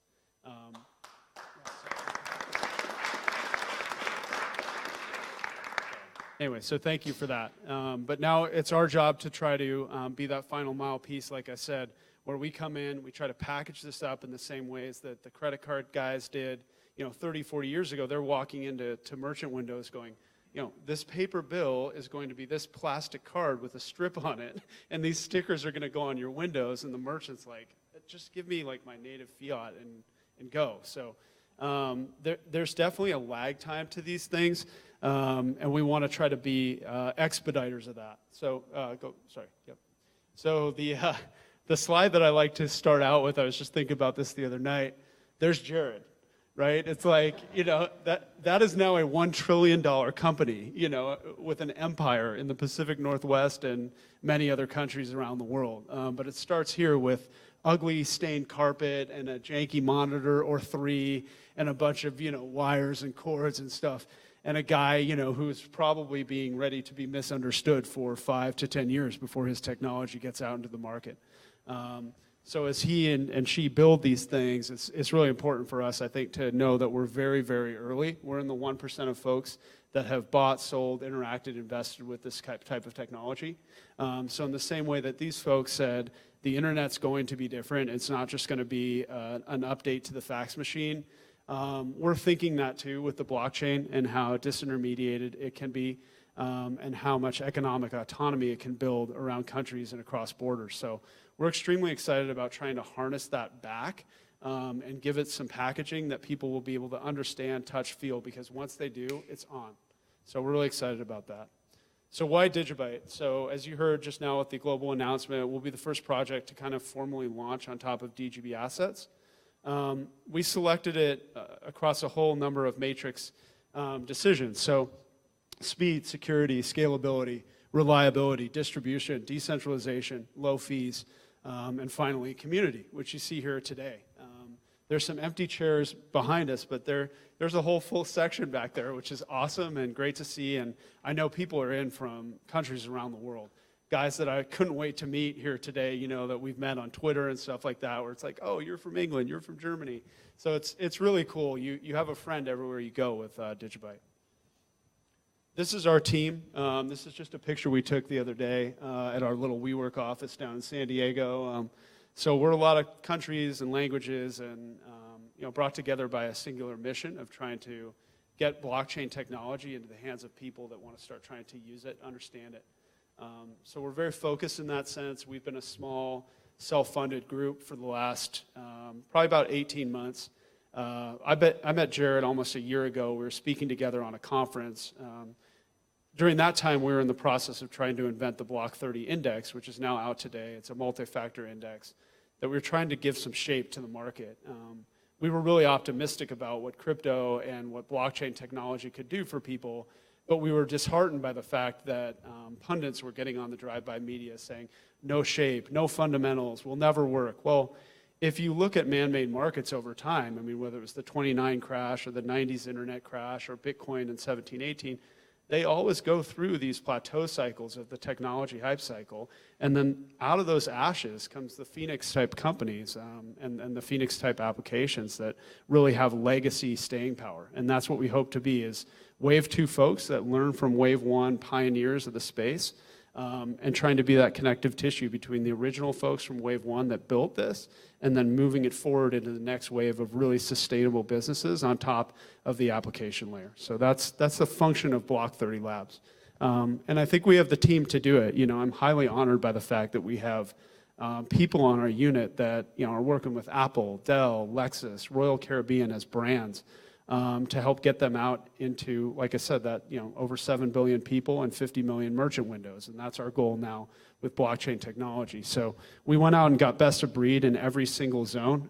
We call it a jockey for each horse. So we have guys that have rung the bell on the NASDAQ and the NYSE and Ryan Ballantyne.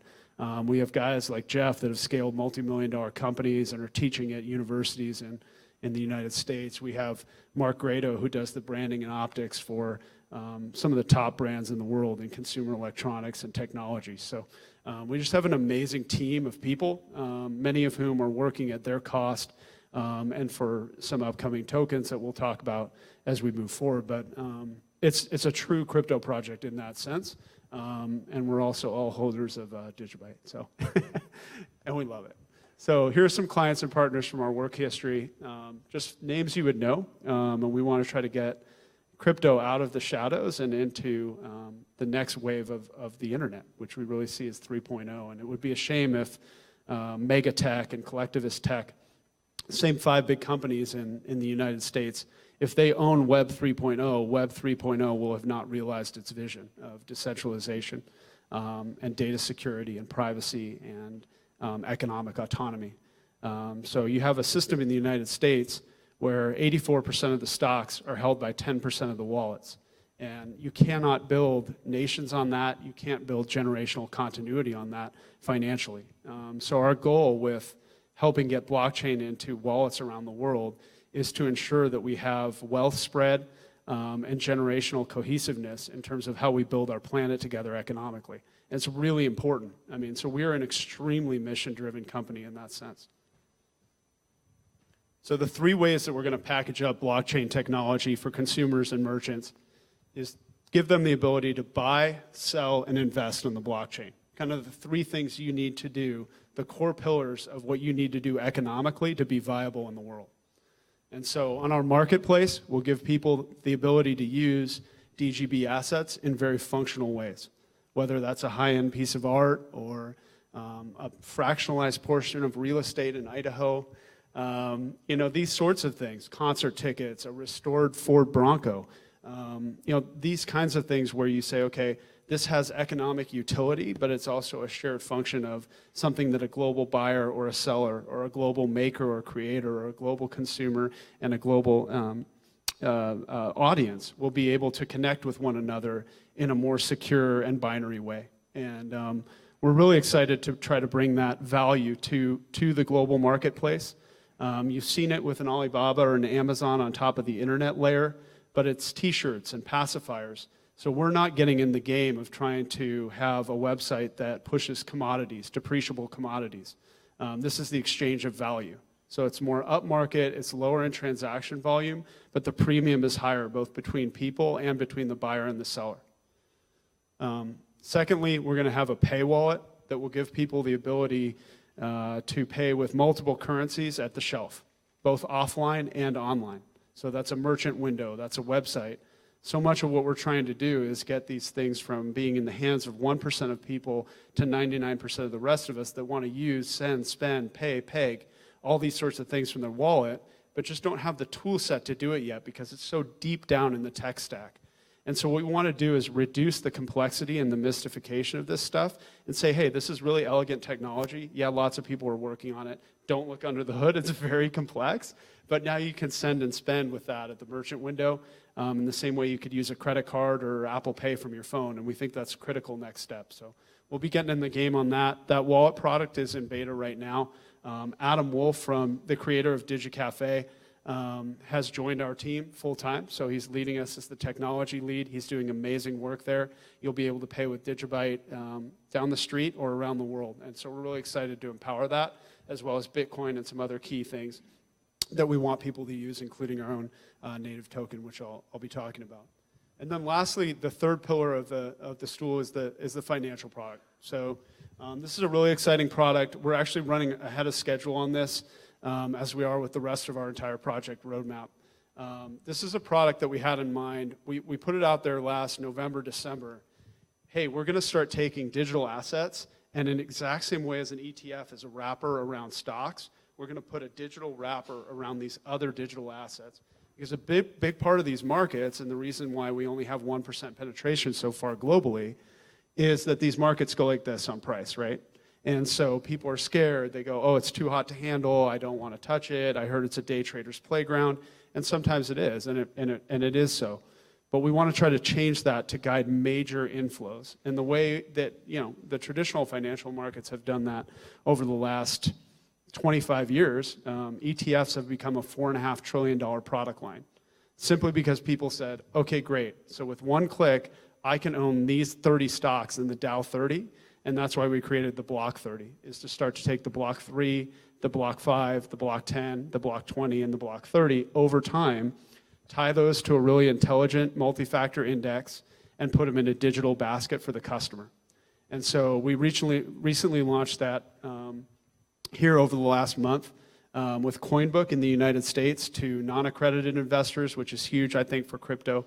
And then secondly, we're going to be launching the Block 30 to global investors, as well as US accredited here in Europe and elsewhere on the Black Moon platform. So I highly encourage you guys here in Europe to check out the Black Moon platform.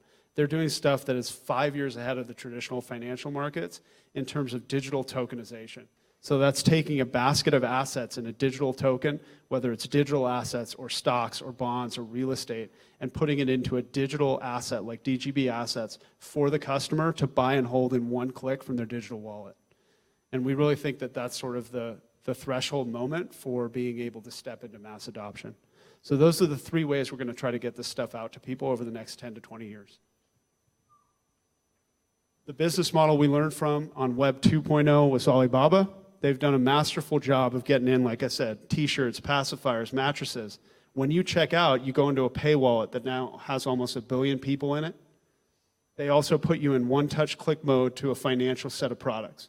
So this is the ground game that we're running, just with a different set of technologies for Web 3.0. But it's a good business model to learn from the commodities side. Here's just a sneak peek of our marketplace. We have sort of the first live beta version of this behind the scenes that we'll be rolling out. Not ready yet though, but you'll see kind of the look, feel, and trade dress that DGB Assets is going to be getting with this.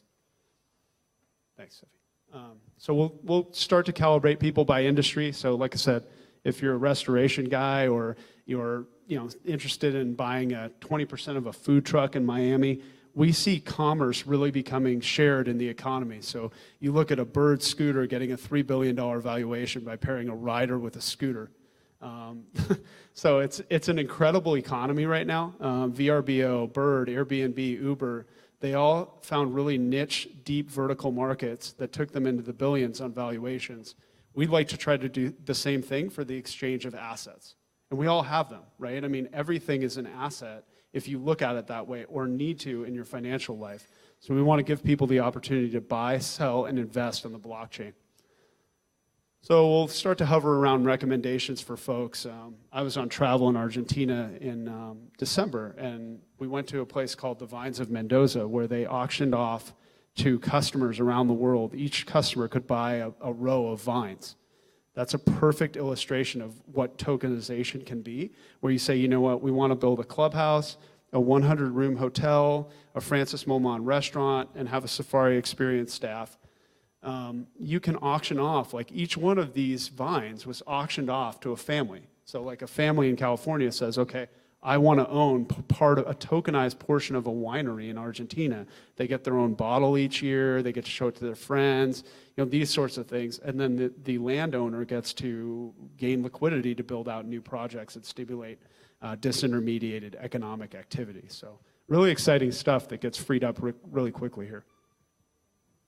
So we'll do some real estate listings. Here's a vision of what like a product detail page would look like.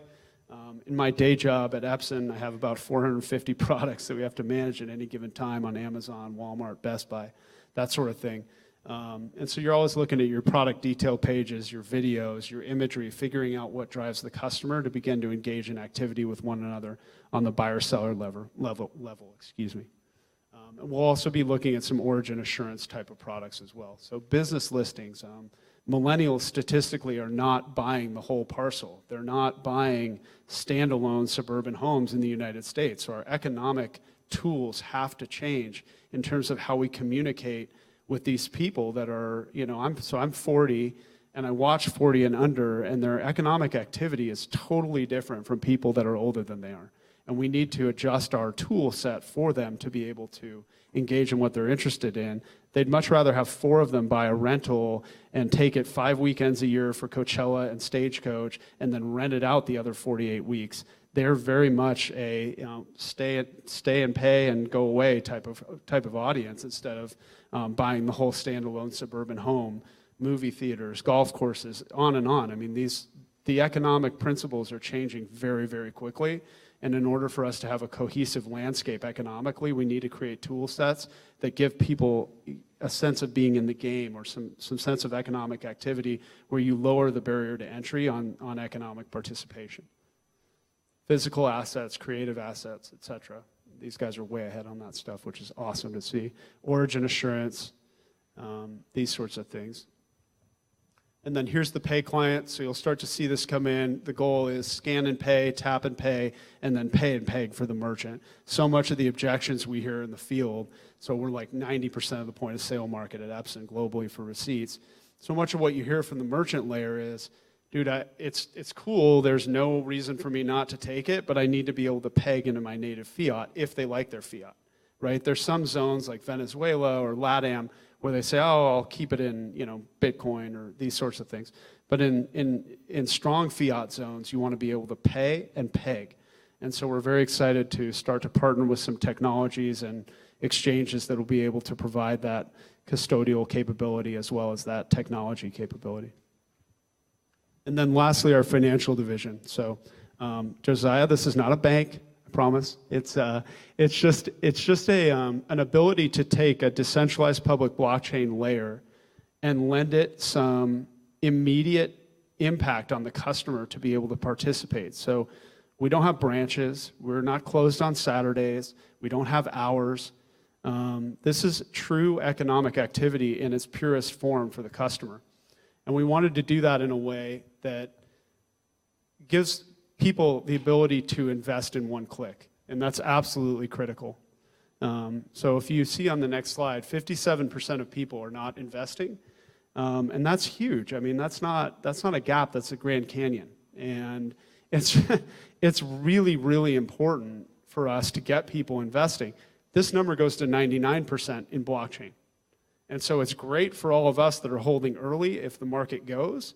But at the same time, we've got to get people in the mix. And a lot of that for the millennial, if you watch the way, and we did a lot of study of how they consume media or consume products, It's with one click in a basket.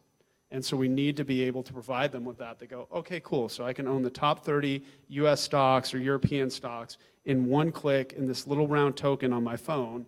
They're going to do that. You'll put spare balances to work on the blockchain if you can do that. We're calling it the Nest thermostat moment of finance, where you say, okay, my wallet's now on my phone.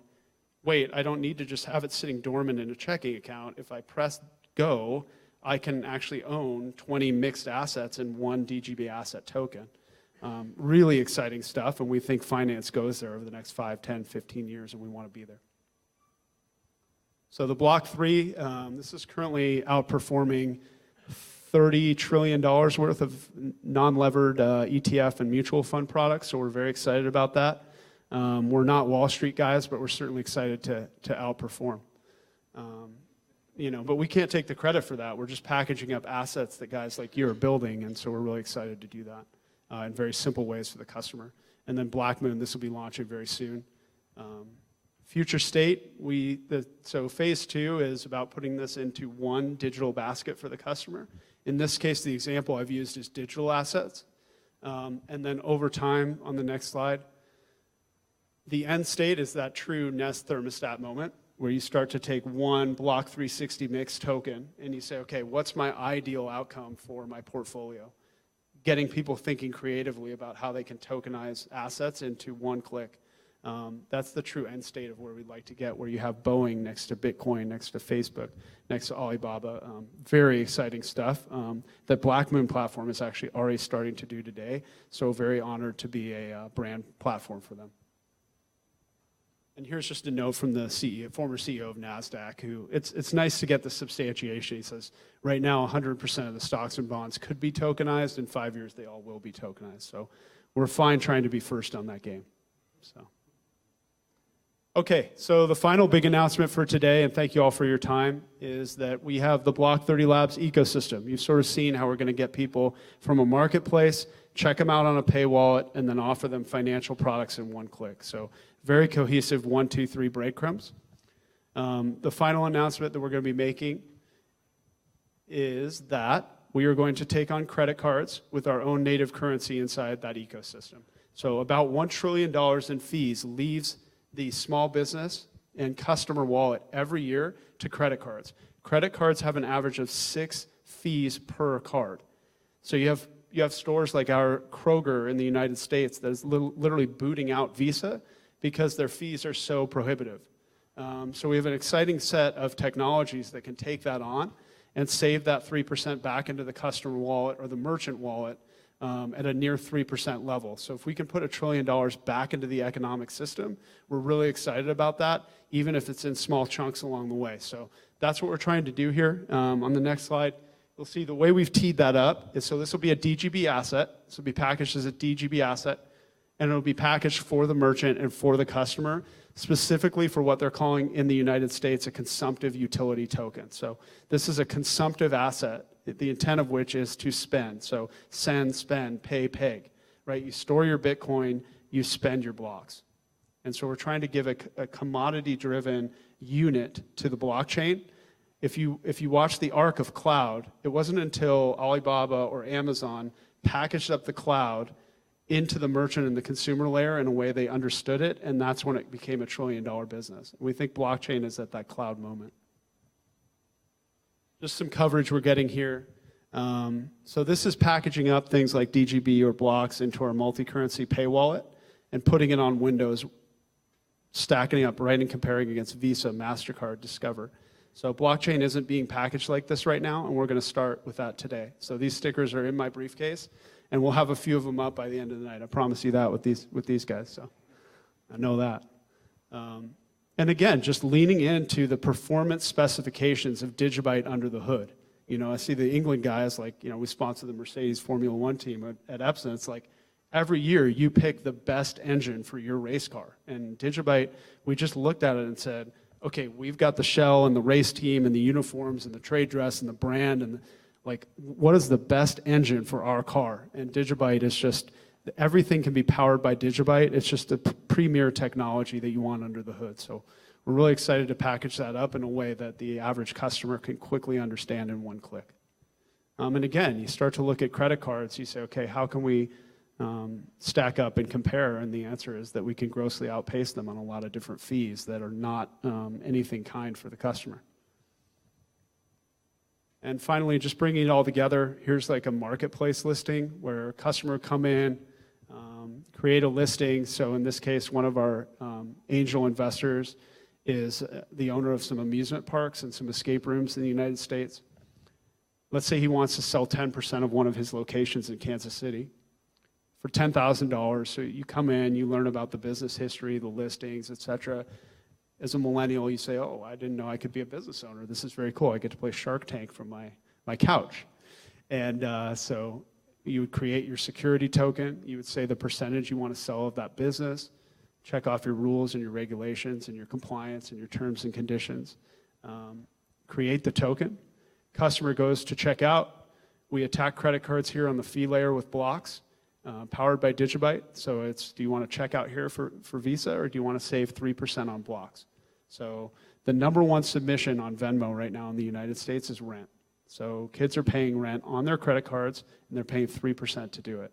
And you can't, that just doesn't work. So we see blocks as a competitive spend product right up against credit cards to unlock that $1 trillion plus in value and put it back into customers' pockets. So very exciting threshold moment here for that, and here's an example of how that'll roll out. So that's sort of what we got. Our project roadmap, we're just, again, super excited to be included in the DigiByte family and to make the global announcements today. All of our tech stack is in beta or live, so we're actually running well ahead of schedule on our project roadmap, which I know is very rare in crypto, but we're blessed to have an amazing team. So thank you all for having us, and we're really excited for the future. So thank you.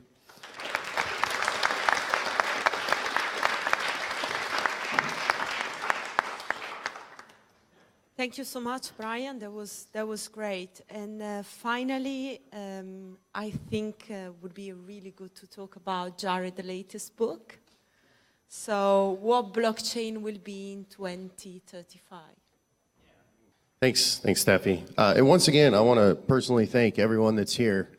You know, it's truly amazing to be here. This is our first global summit, and I really appreciate everyone coming here, because without the community, you know, none of this would be here. So thank you.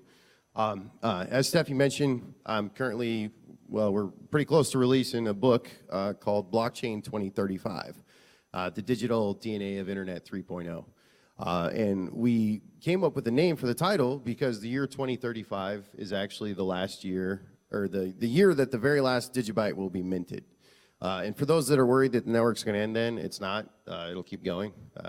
So we actually tested this in 2015 just to double check. So thinking well ahead of the curve. But the idea is that blockchain, well, the introduction is simple. If you can imagine all the DNA in your body, in your hair, in your toes, in your legs, what if all that DNA was just simply in your fingertip? And you know, you were making some cocktails or chopping some vegetables and you slipped and you cut your finger off. Well, that would be a pretty big problem, right?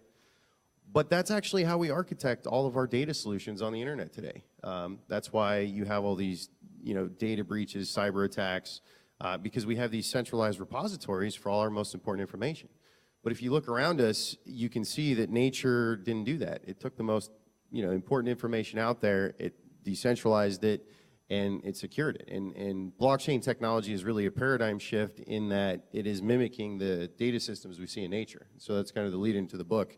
And explaining, you know, basically how this technology is going to influence our lives by the year 2035. So we kind of wanted to have a roundtable discussion to get everybody's opinion on how they saw this technology being adopted globally in our everyday lives by the year 2035. So I guess we can start with you. A lot of what we are thinking at VertBase and how that mass adoption comes is from the merchant side. A lot of what Block 30 had mentioned and kind of discussed, just making it easy, kind of giving, there's a lot of barrier to entry into a lot of these technologies that we have. We understand it because we're involved in it, but the everyday person just goes, oh, is that like Bitcoin? You know, they've seen a newscast, something on their local news, the internet, that mentioned Bitcoin, probably not in a very favorable light. So getting past that and then showing them the advantages of removing those transaction fees and the speed at which those transactions happen. I was actually paying my co-founder Stu a couple months back with PayPal, and it was a couple $1,000 transaction. They took like $200, $300 right off the top just for that transaction. That's unheard of. There's no reason that I need to pay that amount of money to transfer it instantly. And then they held it for 30 days. That was another. So when we talk about book sales, we did the pre-sale, right? So Amazon Pay actually froze our pay account for the book because they don't want you to do it outside their system. But then PayPal actually froze a couple orders and refunded them. So even a book about blockchain and payments in the future of cryptocurrency, people were, we gave people the option. Of course, you can buy with DigiByte, but it's just frustrating to see these systems that basically can just, like, with the flip of a switch and an arbitrary decision, cut off your financial needs.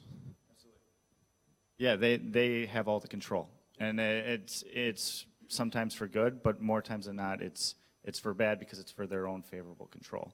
But getting out in front, trying to help some of these smaller businesses get kind of knowledge with the blockchain, utilizing it, that'll just in turn kind of, create that flywheel effect that we need to have this entire industry to move forward. What I was talking about within my presentation is the identity protection. I think it's one of the major things that could involved and changed the world, how we now log in and then identify ourselves. I think within the blockchain system we can really do great things like V-ID is doing with documents. It's really awesome. But the privacy, it's one of the major things that need to be protected. The big companies are using our data. Facebook is using our data. We are the product of them. And that has to stop, I think. Yeah, that's one of the things. Instagram account. That's why blockchain is very important for the coming future, and DigiByte is doing well in this. So, thank you, Jared. Yeah, I think even the people that don't know anything about blockchain cannot avoid to get confronted with it, because I think in future every day-to-day application we are using will have a blockchain layer beneath it, and I think so you will not notice you are working with an application that's built on a blockchain, maybe a small logo powered by DigiByte or something, but I think everybody will have to work with applications built on the blockchain. My name is Andrew Knapp. I'm the co-author with Jared. One of the big things, and coming from a different perspective from somebody who doesn't know anything about blockchain or Bitcoin or anything else, one big issue is the realization that our current financial system has driven gross income inequality. Wealth is becoming more and more centralized in the hands of the very few. And regardless of somebody's political stripe, that does cause political issues. People feel like their lives are falling behind, that they can't keep up, they're saddled with more and more debt. Our entire financial system is built on debt. To quote the hedge fund billionaire Ray Dalio, who's the most successful in American history, most of what people think is money is really debt and credit. And because that's driven such inequality, it's also creating a lot of business opportunities to resolve that inequality. And also a lot of options both within and without government. One huge idea that's becoming popular in the US, and one of our political candidates currently for this upcoming election is talking about, is universal basic income. And the idea that the government gives everybody, regardless of who they are, $1,000 a month to basically live their lives. And this is also in a situation where in the US government is, what, $22.2 trillion in debt. Just in the time I and Jared have been working on the book, we've gained $700 billion in debt on our books as a country. On top of that, there's unfunded liabilities, which are entitlements programs that are supposed to pay out in the future. That's another $210 trillion that's out there. Did I say billion before? I meant trillion. Sorry. And just the way that engine works is going to cause hyperinflation. We're living at the end of one of the longest monetary experiments in history. And for blockchain and other forms of crypto assets, not only are they an answer to that? But possibly they're a better way to distribute wealth. Imagine instead of universal basic income, having something like a national digital asset that acts like gold to back the currency in a way, or it's parallel to the currency, and that every citizen gets one or two. And the market values it, nobody's printing money to make it, but it is a way of preserving and distributing wealth in a more fair and equitable way. So I think ideas like that will stick a lot more in the future, and we will see experiments by countries and governments and also by corporations to create a more equitable world. I'm going to keep it a bit shorter, but our main focus is adoption, real-world use cases, not get too techy. Blockchain opens doors also in the corporate world, but they want to understand it and don't dive too deep because it gets scary. So yeah, we'll be focusing on more use cases, more adoption. Great examples at the table, really impressed. Wow, and identity is really something we have to focus on. We use notaries now to identify a person. First time, that's not a problem, but then it will be. And so yeah, we'll keep on focusing, keep on building, and again, really happy to be here. Just to add a little bit to what Marnix just said, I think it's important that we all prove real use cases and that it actually does provide a better solution to use a blockchain-based technology. Because we lived through the whole hype. A lot of people who didn't really understand it got their say. And unfortunately, that also brings a lot of unwanted attention to the bad sides of what could have, been a really good technology 2 years before this right now. So it is important that we actually build cases that actually help people and actually work. So I think that's what we all have to focus on right now.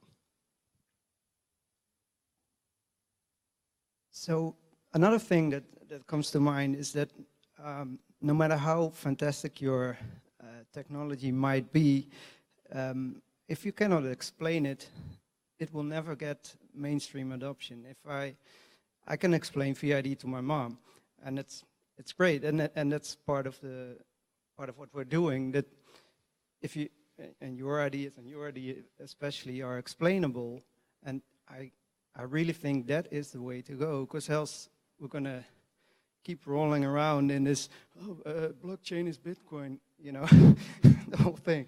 So having a great set of tech is wonderful. It's a great start, but you have to find ways to explain it to your mom, really. Yeah. No, I totally agree, man. I think it's the handoff between builders and developers into connectors and corporate partners. And if we can do that, I think we'll win really big.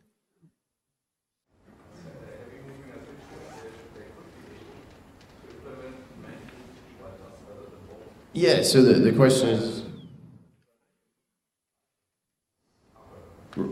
Yeah, so the question is, are we concerned that about Litecoin and they could take some of our technology?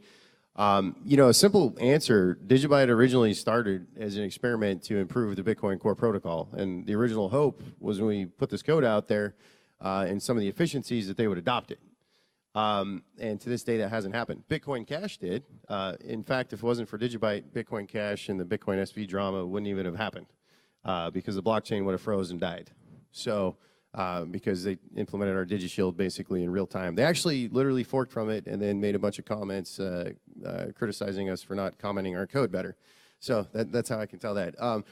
But I don't believe we're headed towards a world where it's going to be a winner take all. I really don't. I mean, name one industry out there where there's only one brand. I mean, whether it's banks, telecoms, financial, there's multiple. So without a doubt, I think Litecoin is one of the more decentralized projects out there. But they do have I'd probably admit a little bit better brand recognition.